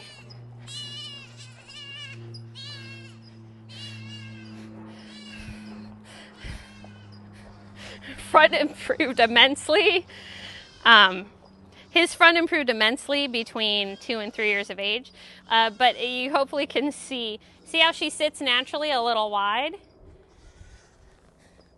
I don't think it's so much structure, but it's there. Those are our new baby goats. I forgot to lock them up. And they're hungry. They want bottles. They're not getting bottle. They don't only get fed twice a day, but they don't like it anymore. They think they should still get 3 times a day. It's Mike and Ike, like the candy. Let's see.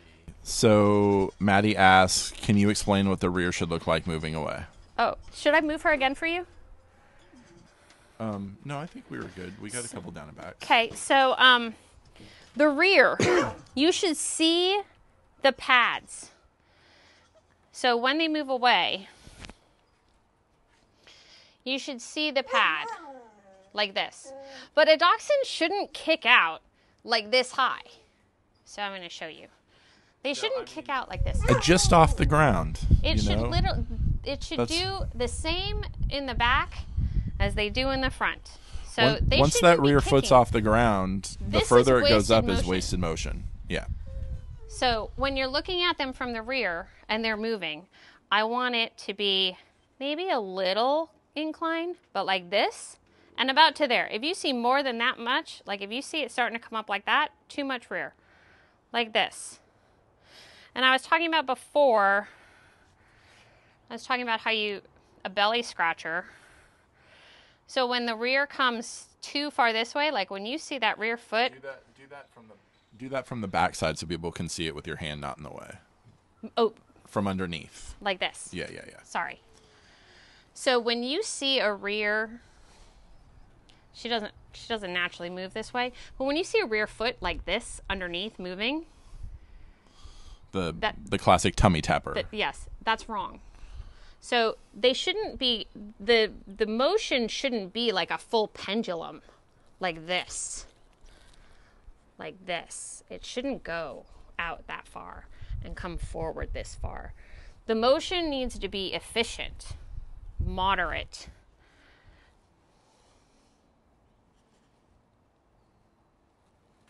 Does that make sense? Are you laughing at me? Yeah, she's really enjoying that stretching you're doing on her. Well, yeah, I'm trying to answer questions and be helpful to people. Yeah, I'm out of treats, Al. Peanut butter and oat Zook minis. Not sponsored. Not sponsored, but I do like them. They're clean. So to me, this is a lovely bitch. She's 4. Yeah. She's had a singleton litter. So we know she works. And when she comes in season, she will go to rugby. If I can find a vet that will actually do a breeding for me. Non-essential, I'm told. Little do they know. It's essential. It is essential. All right, we're not going to get into that. Okay, I have one more dog, and then we're going to open it up for a question and answer session. So this is Allie. This is my last dog.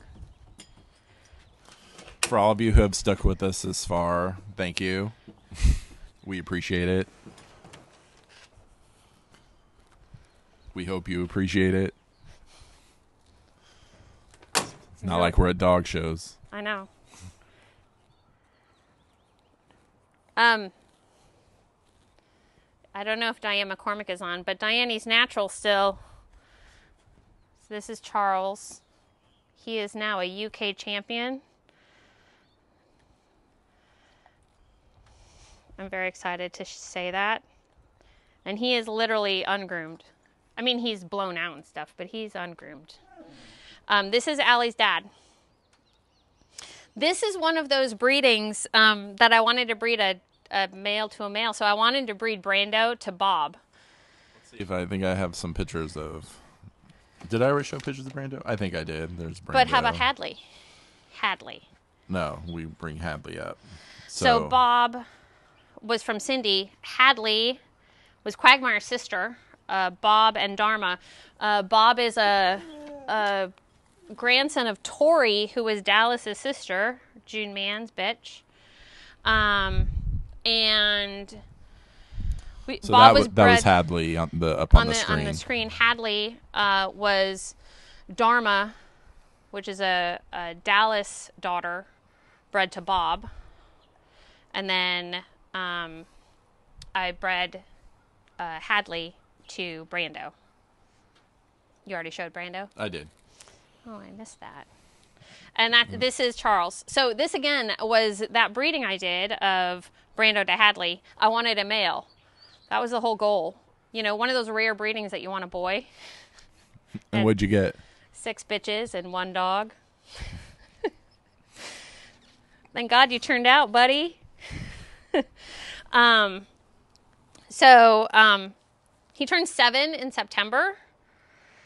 And he's starting to get, this is a phrase that we use here at Pramada Koradox, he's starting to get ginger fro. It's when the hair just starts getting... So it starts to curl. They're older. Well, and it kind of his dad was the same way. It goes back to when they're being shown younger because, in the grooming, we're raking and we're combing and they're getting a little bit of their neck hair stripped out and prepared. And so I think that hair, once you're not maintaining it, just kind of says, No. I'm going to go wild. I'm free. I can do what I want. It's true. So Charles, he's pretty much retired. Based on how he's eating at home, he's definitely retired. Tom. He's done what he needed to do. So, look through the hair, people. Look through the hair. Neck. Still, neck. If I could have changed this dog, I would make his neck an inch longer, or take his shoulders, which I think are beautiful. I'm going to try and get him to not sit. He's decided that he's done showing, and he sits all the time now, which he never used to do. Okay, so shoulders. Pay attention to me.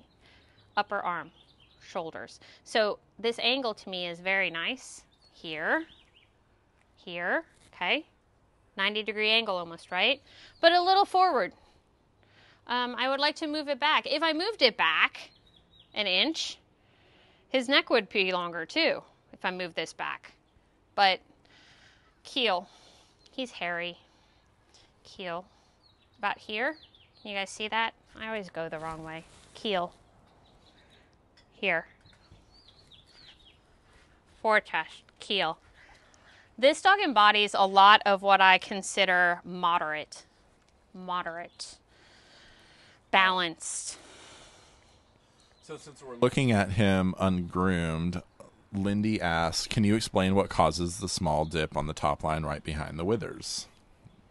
Yeah. Is this what you're talking about? I'm assuming that's... Yeah. He's chunky is one thing. So especially... He's got a little fat roll up there. There's extra here. A lot of dogs get it though. So typically what this is when the shoulders are farther forward, then essentially the structure is that where if the shoulders are back further, you wouldn't see this. This is a natural dip. So top lines aren't straight. The back of a dog is not straight. The spine, okay, goes like this. And if you watch them, if you look at not necessarily an x-ray, but the skeletal drawings, dogs' necks and top lines, you'll see it in the skeletal drawings, and they come down and they have a bit of a slope and then they go up, right? So this is that natural curvature that if the shoulders are back further or you don't have as much of a wrinkle here, you wouldn't necessarily see it. And you'll see it frequently in dogs. If they have lovely shoulders, it frequently is gone. But also, a lot of people are very adept at grooming it out if the dogs have it. He is ungroomed, to reiterate, and fat. 4 weeks, 5 weeks since his last show, and he has been eating his way through it. Yeah. So, top line. Debbie, we'll just say his name. Charles. Thank you. Charles. So, top line. Slight rise over the loin. Beautiful rear. What I love about this dog is how, like I said before, how moderate he is. There's nothing extreme about this dog. Nothing. And he's been a great producer. I think because of that. This is a good... I think this is a good dog to go to... let's see, where did I just had the comment here. I'm going to show you a front again. All right. Nikki Rigsby asks, what head features do you value greatly besides underjaw? Okay, well, not a head breed, but what do I value greatly? Expression, eye shape. And so that's what brings me to this dog's head, because we've looked at some really beautiful heads that we have, and I think he has a very nice head, but there are some things on this head that we would like to improve on, and so I thought we would talk about his eye and his... So, to me, Tom and I disagree on this dog. I look at this dog's head and I think it's beautiful because he looks just like his dad, and we all have those things. So some things about him that I like a lot are the balance of his head. I know, cookies. So it's a wedge, okay? What would I fix? A little flatter on the top. Right, take that. It's a little hard to see on camera. Well, there you go. You can see it on the side profile. Charles. A little bit of what I would say rounded on the back skull. Yeah. This. And then his eye is actually a little bright out, so he's looking pretty good right now. But sometimes he'll give you that expression, and his eye will go not round, but almost round. Right. And it should be almond. And it should be almond. It's nice and dark. Yeah. And he has lovely shape, lovely placement. The eye should not be low. It should not be small. And he's actually getting some super frosty. I said he's 7. He's probably one of the earliest grays that I've had. I think he'll be a full frost by 8. I know, you're so good. So what is important to me in a head? I don't want it too wedge. So it shouldn't be a quarter of a pie. It should be like a normal serving of pie. A wedge, not like this. Charles, be good. Not like this. This is a nice wedge. Okay. I want the nose to be dark, big, easy to see, prominent brow and bridge here. He has what I call Brando brow. So see how his eyebrows are really prominent? We call that Brando brow in our world. Cheeks. This goes with this part of his head. So a little bit of cheek and a little bit of roundness to me. So if I were to gauge a head, what's important? Tapers from top or the side when you're looking at it. Slightly arched skull and muzzle, meaning that Roman nose I was talking about. So from straight to slightly arched. You look at his in profile, he actually has a very slight arch to his head. What's important? They shouldn't have a big cheekiness. When you look at their heads, I prefer you to look at it with the ears up to see that expression, not like this. You know, they specifically talk that the head should frame the face. The ears should frame the face. Underjaw, the muzzle shouldn't be snipey, so it should be a pleasing expression. So Jackie else, McAvoy Yep. asks, what is correct tail carriage while moving? I Oh. figure we can do this before we move him. Yeah, so tail carriage. So carriage should be an extension of the top line. So when they're moving, you're going to get all different things. I personally hate what I call the dead tail that literally doesn't come off the ground. For me, and the standard continuation of the spine, no kinks, twists, or curvature. That's pretty vague, but okay, from the tail. To me, this would be a good tail set carriage. Sorry, not set. This is a good tail set. This is good carriage. He can carry it even up like this, a little high. But as far as I'm concerned, as long as it comes off the top line, if the end comes up, it's okay. But when the whole tail starts to do this, that's too high. Not a basset, not a beagle.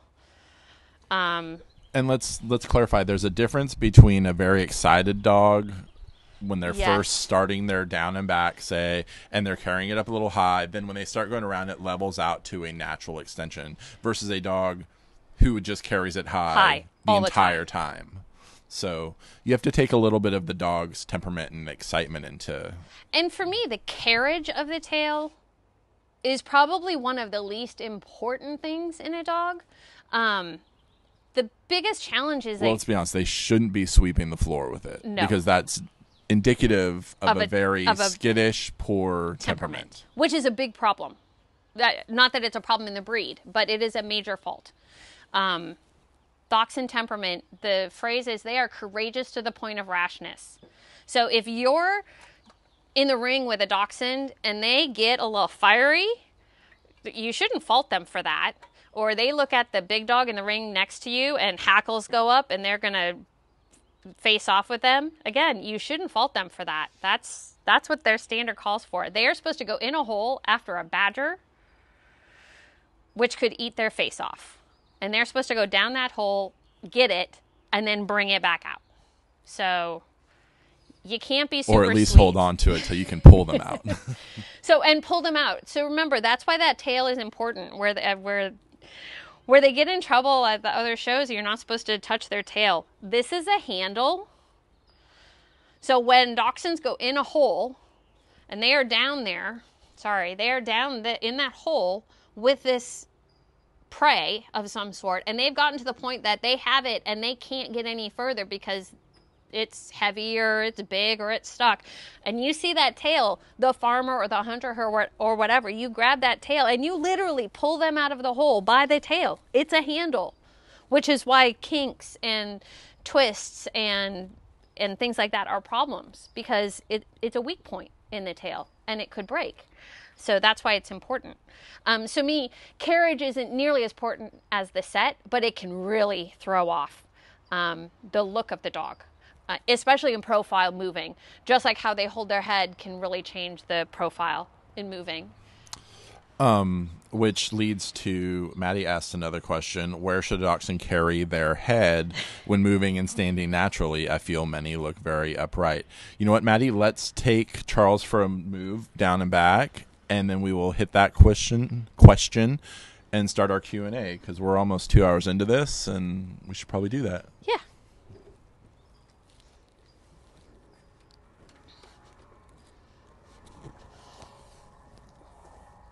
Good boy. Charles, am I just going down back? Oh. Because he actually carries his head really well. Charles! Okay. Charles, you ready? Let's go. Come on. Not upright. Out in front. At an angle. See that on his head? I'm not holding it up. They are not Afghans or poodles. Charles.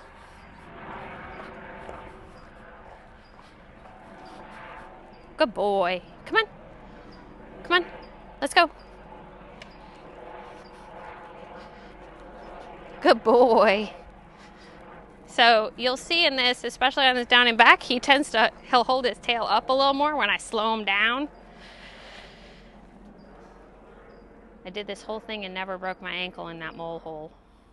Good boy. So when you watched him move in profile, I used some phrases when I was talking about it. So these dogs should have their heads, as you can see. See how it's out at an angle. So they are not Afghans. They are not poodles. They are not, I don't know, sometimes they do it in Cocker Spaniels. But it should be natural. It should not be upright. It should not be vertical. It should be a smooth line and then the tail. So I don't want the head up like this. And if you are looking at a dog, I want it stacked up. Their ear is over their front leg. There's probably some issues with those shoulder angles. The ear and the head should be in front. The shoulders are back here. You want to sit and hang out while we do the Q&A? Yeah, let me scroll back up through some of these comments and see if there's some questions we missed. And if you have some questions... we're going to hang out for another 10, 15 minutes. Yeah, or so. And then do some Q&A. So feel free. I'm going to have some water.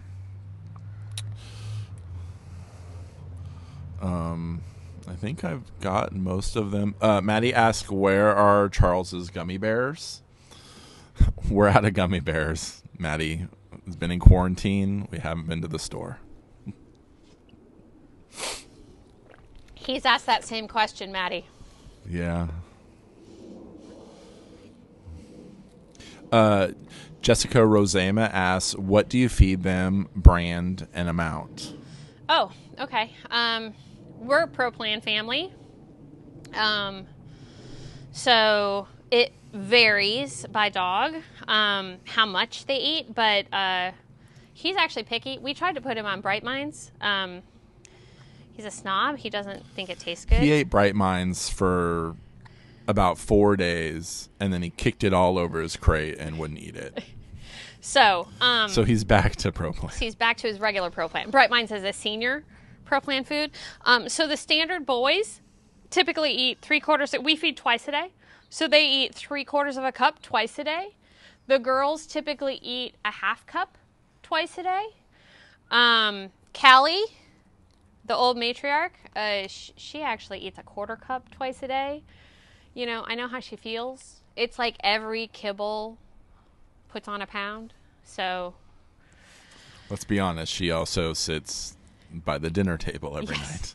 Yeah, so does Charles. So what we eat, they eat, because Tom specifically does not have any issues with giving dogs people food. I know some people don't like it. Ours, if you're a house dog, you have an iron stomach. So, I mean, and I say you're a house dog. Almost everyone gets house time, but Charles and Callie live in the house. So, Marianne McCullough asked, can you please elaborate more on the placing of your fist underneath and what you expect space-wise? Yeah. Here.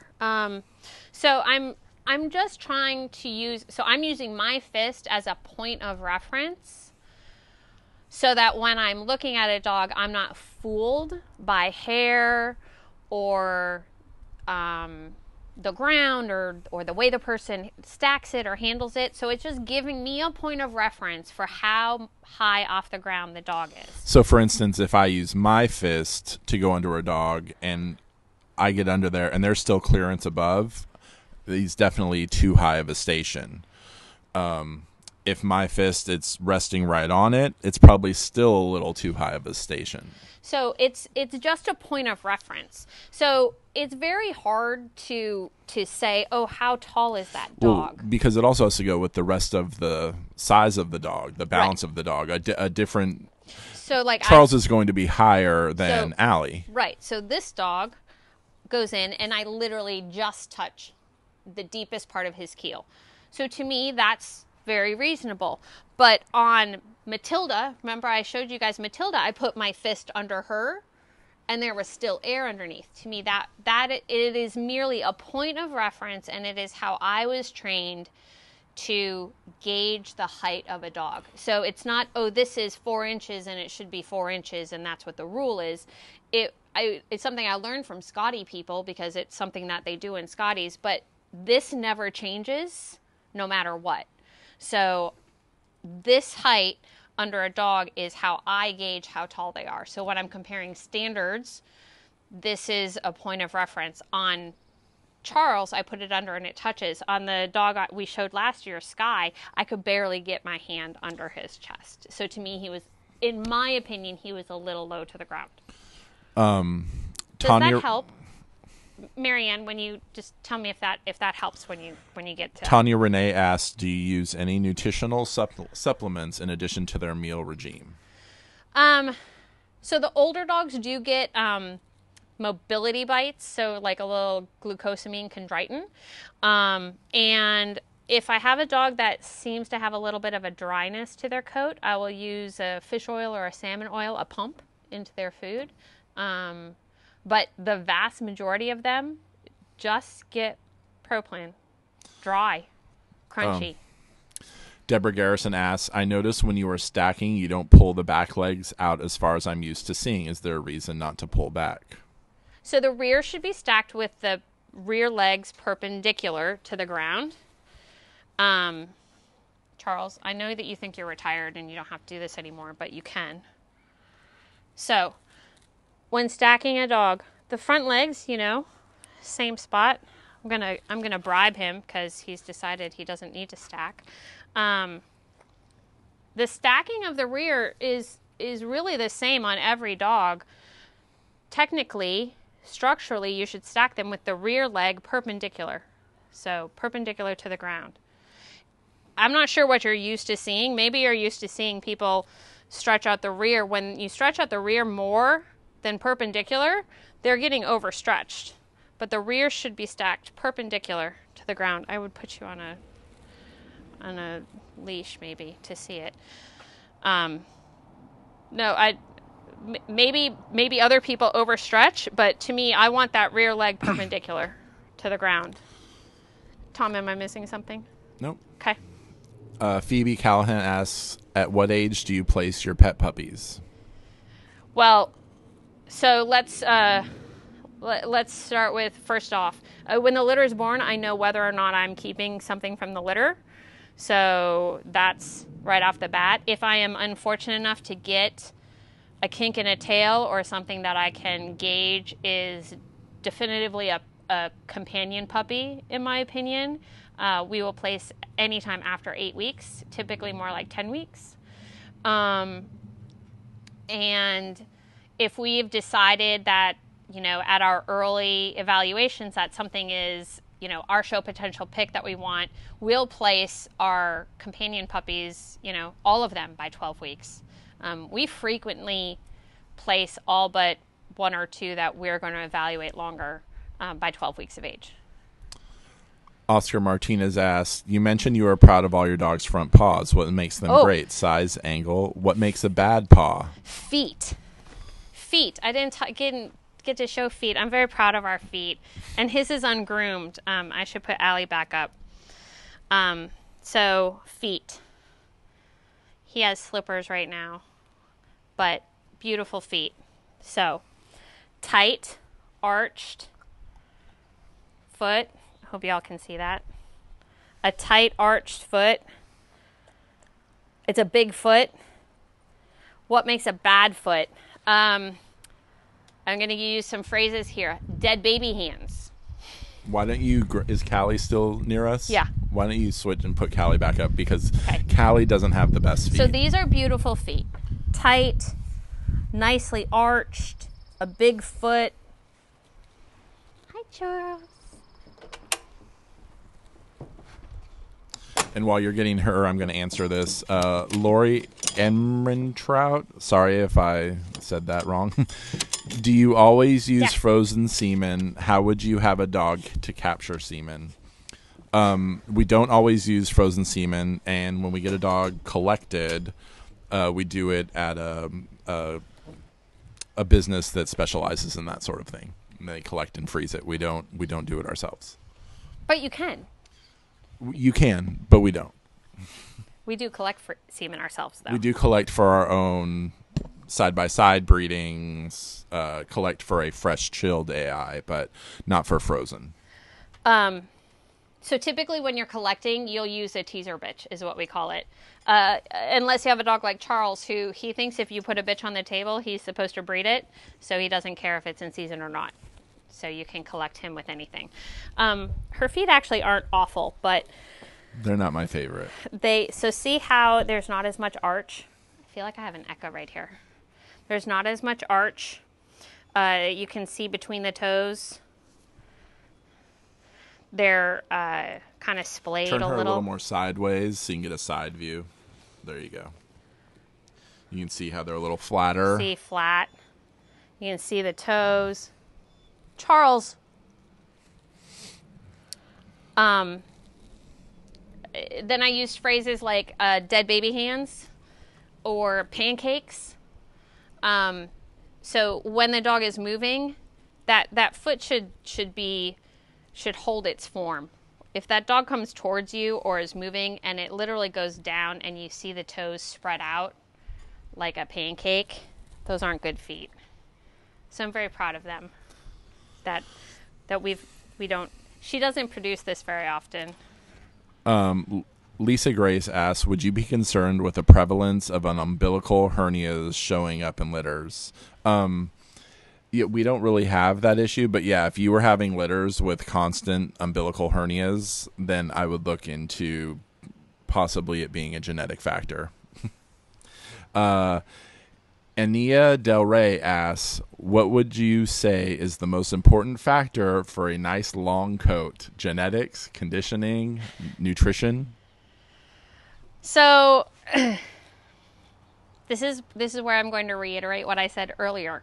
Quality, not quantity. And And I'm a firm believer that you spend 80% of your energy is breeding a good coat, and 20% is what goes in it. Okay, I'll change that a little. It's 70% is what you put in it, is what you breed, 20% is what they eat, and 10% is what you do before you go in the ring. I'm bringing back a dog, Edward. Longhair coat. If I could put this coat on every dog in my kennel, I would. Literally. It's not long, like it's not draping.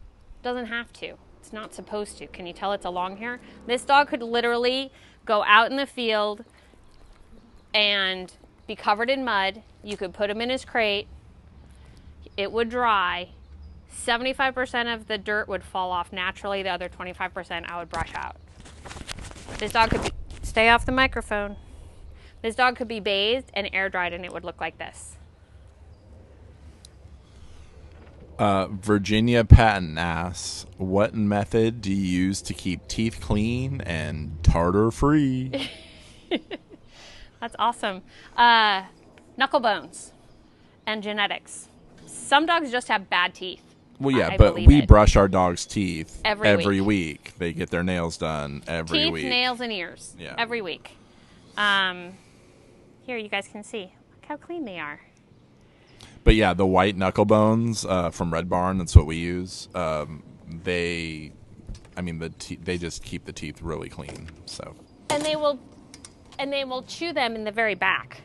So once they get small enough. So they'll chew those bones in the back and keep them clean. I use a toothbrush with a little Listerine and a natural toothpaste. A lot of people use like just baking soda and like a hydrogen peroxide even. Yeah. You just have to be careful with that. The baking soda can be a bit abrasive and wear off the enamel. Lexa Richmond asks, can you discuss the temperament personality differences between the three coats? I can. Dachshunds. I'm going to talk about just a couple things about Dachshunds overall. So temperaments. Long, smooth, and wires. Smooths were the original breed. I know all of you smooth breeders like to tout that fact. I would consider the smooths to have a more independent,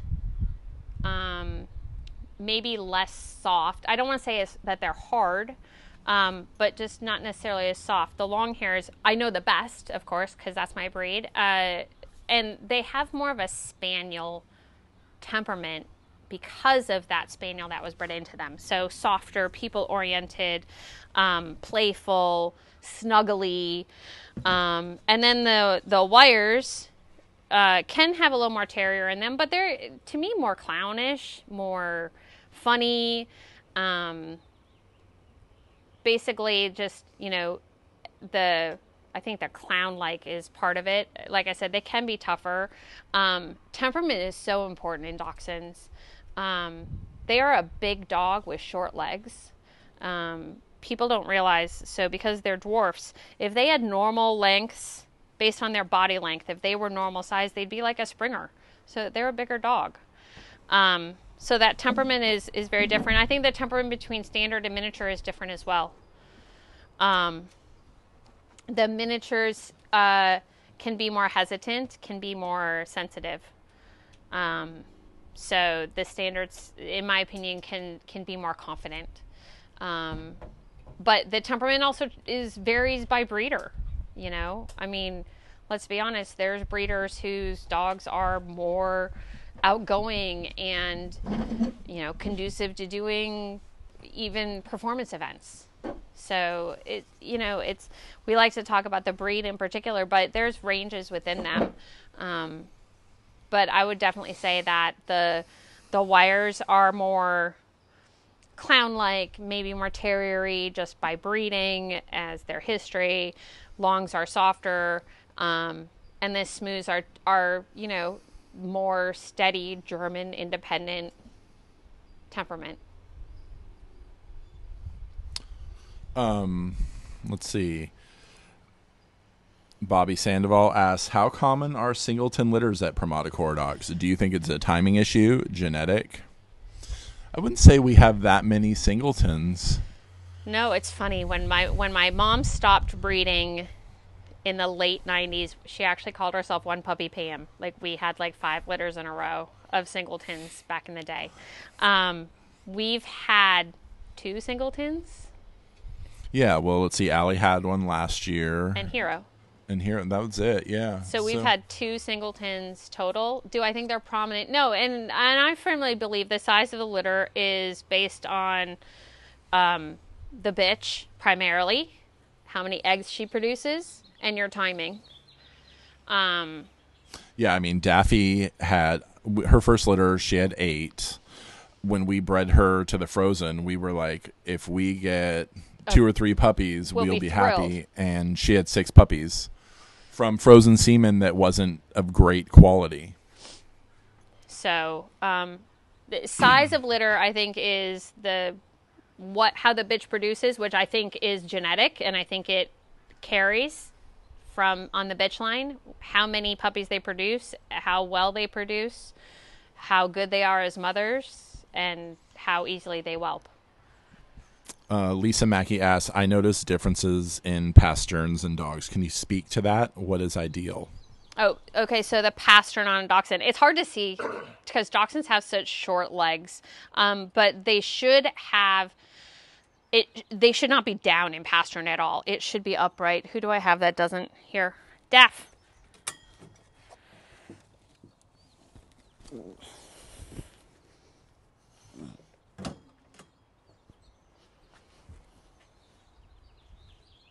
Here, just sit. You can just sit. So the dachshund, like I said, has a very short leg, so their pastern is right here. Very, very short. It should be like this. Very, very much straight. So foot. Let's not sit sloppy. Sit straight. So it should be straight. And it's funny, when I groom, so typically when I do a show groom, I take the hair off right here at the pastern. So the hair, I will trim the hair between this pad and this pad. I will trim this so you can actually see the pastern. Not many people do that, I guess, but I do, so that you can see this, because it should be straight. It's rare that I see it upright, but one thing that the pastern will be an issue is it's the only structural disqualification in a dachshund, which is knuckling over. And that occurs here, like this. When the dog knuckles over, you'll see it like this. The foot will stay. It's hard to make a dog do it that can't function, but this will actually come over the top, and it'll be a knuckle over. And then that's from the weak pastern and a very straight front. I find it odd that it's the one disqualification that we have. I rarely see it. Brienne Major asks, how do you see your breeding program evolve in the next 5 to 10 years? Oh, gosh. Well, can I describe the perfect dog? I can. Can I make it? I don't know. Thanks, Brienne. If I were to take... So the 2 breedings we have planned, Daffy and Allie, I can tell you that if I get what I want out of those 2 breedings, I would like a Daffy that carries black and tan, which is why I'm breeding her to Rider, because Daffy is homozygous red. So I would like between, in the next 2 generations, to produce a bitch of the quality that I have with Daffy and Allie, about the size of Allie, carries black and tan, a top line similar to Daffy, with that amazing, super sweet temperament. And I want to keep my fronts and solid rears, and I want to extend my ribbing and keel overall and shorten my loins. Yeah, and I think overall, and probably most people feel, maybe bring that whole assembly back a half inch. Just the whole front assembly. That so. whole... So when I say the front, so I think we have good shoulders. I think I have I feel that in the grand scheme of things, we have pretty good, people call shoulder layback and length of upper arm. So this is good. I just want to shift the whole thing on the body, which isn't easy to do. I mean, I don't want to say fixing the front, because in my opinion, the fronts are pretty darn good now. But they can be better, and that's what I would like to do.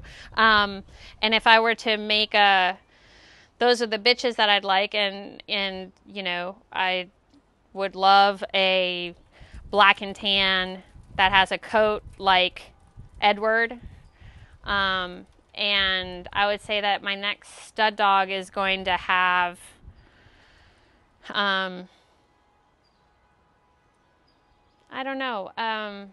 It's really hard to describe it. Those two breedings I'm very excited about. The Daffy Rider daughter will probably go to Edward for breeding. And the goal from that would be to, like I said, get that coat. I mean, the ultimate dachshund, like I was just describing, if I were to take all of my animals and put them together and make, you know, the best in pieces, you know, Allie's head, Daffy's shoulders, Allie's rear. Let's put Allie's loin with Daffy's ribbing and keel. Let's make them carry black and tan. That's what I do. I mean, if I could breed dogs to dogs and bitches to bitches, it'd be easier, but you can't. So it's going to take a little time, but that's my goal. And you guys can all watch my Facebook page and my website and see what I get from Daffy Rider and Allie Rugby. We touched on this a little bit earlier, but Phoebe Callahan asks, health testing for dachshunds, what is absolutely necessary? According to DCA, nothing. Right. So, to be honest, gosh, if there could be a test for cancers, that'd be amazing, but there's not. Yeah. So absolutely necessary. I guess thyroid. Like I said, we do what we consider as the minimum, which is stifles. So there are some issues with, it's called pes varus, typically in dachshunds. I would say more commonly in smaller tweenies, pet breeding. But it's a problem. It's a structural deformity where essentially you get a curve in the rear. Yeah, but you're not... But you can't test for that. So we check stifles, we check hearts, and we do a thyroid test. The eyes are funny. We check them after 2, but according to Chick, you have to check them every year, which to me gets a little tiresome to do it every year. I would say if I were to change anything, I wish they would let us check them at 2 and then check them again at 7 and 10. Right. Just to see the progression, if there's a progression. Right. But yeah, because let's be honest, a dog at 2 is going to see better than a dog at 12. It happens in people. It's just... So yeah, dachshunds in general, I think, are a very healthy breed. I don't breed mini wires, so I'm not up to par on La Flora, nor do I deal with PRA. But, we do have Ryder, and Matilda's sister is very small, and we may breed her to a miniature. Somebody asked previously about a breed down. That may be a true breed down, because that intent of that would be to produce adults that weigh 11 pounds or less. But because my bitch doesn't have many, the PRA isn't really an issue. But in standard Longhair specifically, we don't really. They're in general a very healthy breed. Lots of comments and appreciations and everything, and no more real questions coming in. We're hitting at almost 2.5 hours here, so I think it's a good time to just wrap it up. Thanks, everybody. So I have my little spiel so I don't forget what I'm supposed to say at the end. Don't forget. Don't forget. Yeah. So thank you all for your wonderful questions and comments. I hope you enjoyed this brief glimpse into our breeding program and that maybe our passion has inspired you and your passion. And finally, huge thank you to Canine Chronicle for giving us an amazing opportunity to share with their followers as well. Yeah. I think it's been nice. The weather's cooperated. The planes have not been flying over. It's been good. Yeah. Thank you, everybody. Have a great rest of the weekend. I believe they're doing another... And I think there's another event on Sunday. Tomorrow. With a kind of a breeding forum.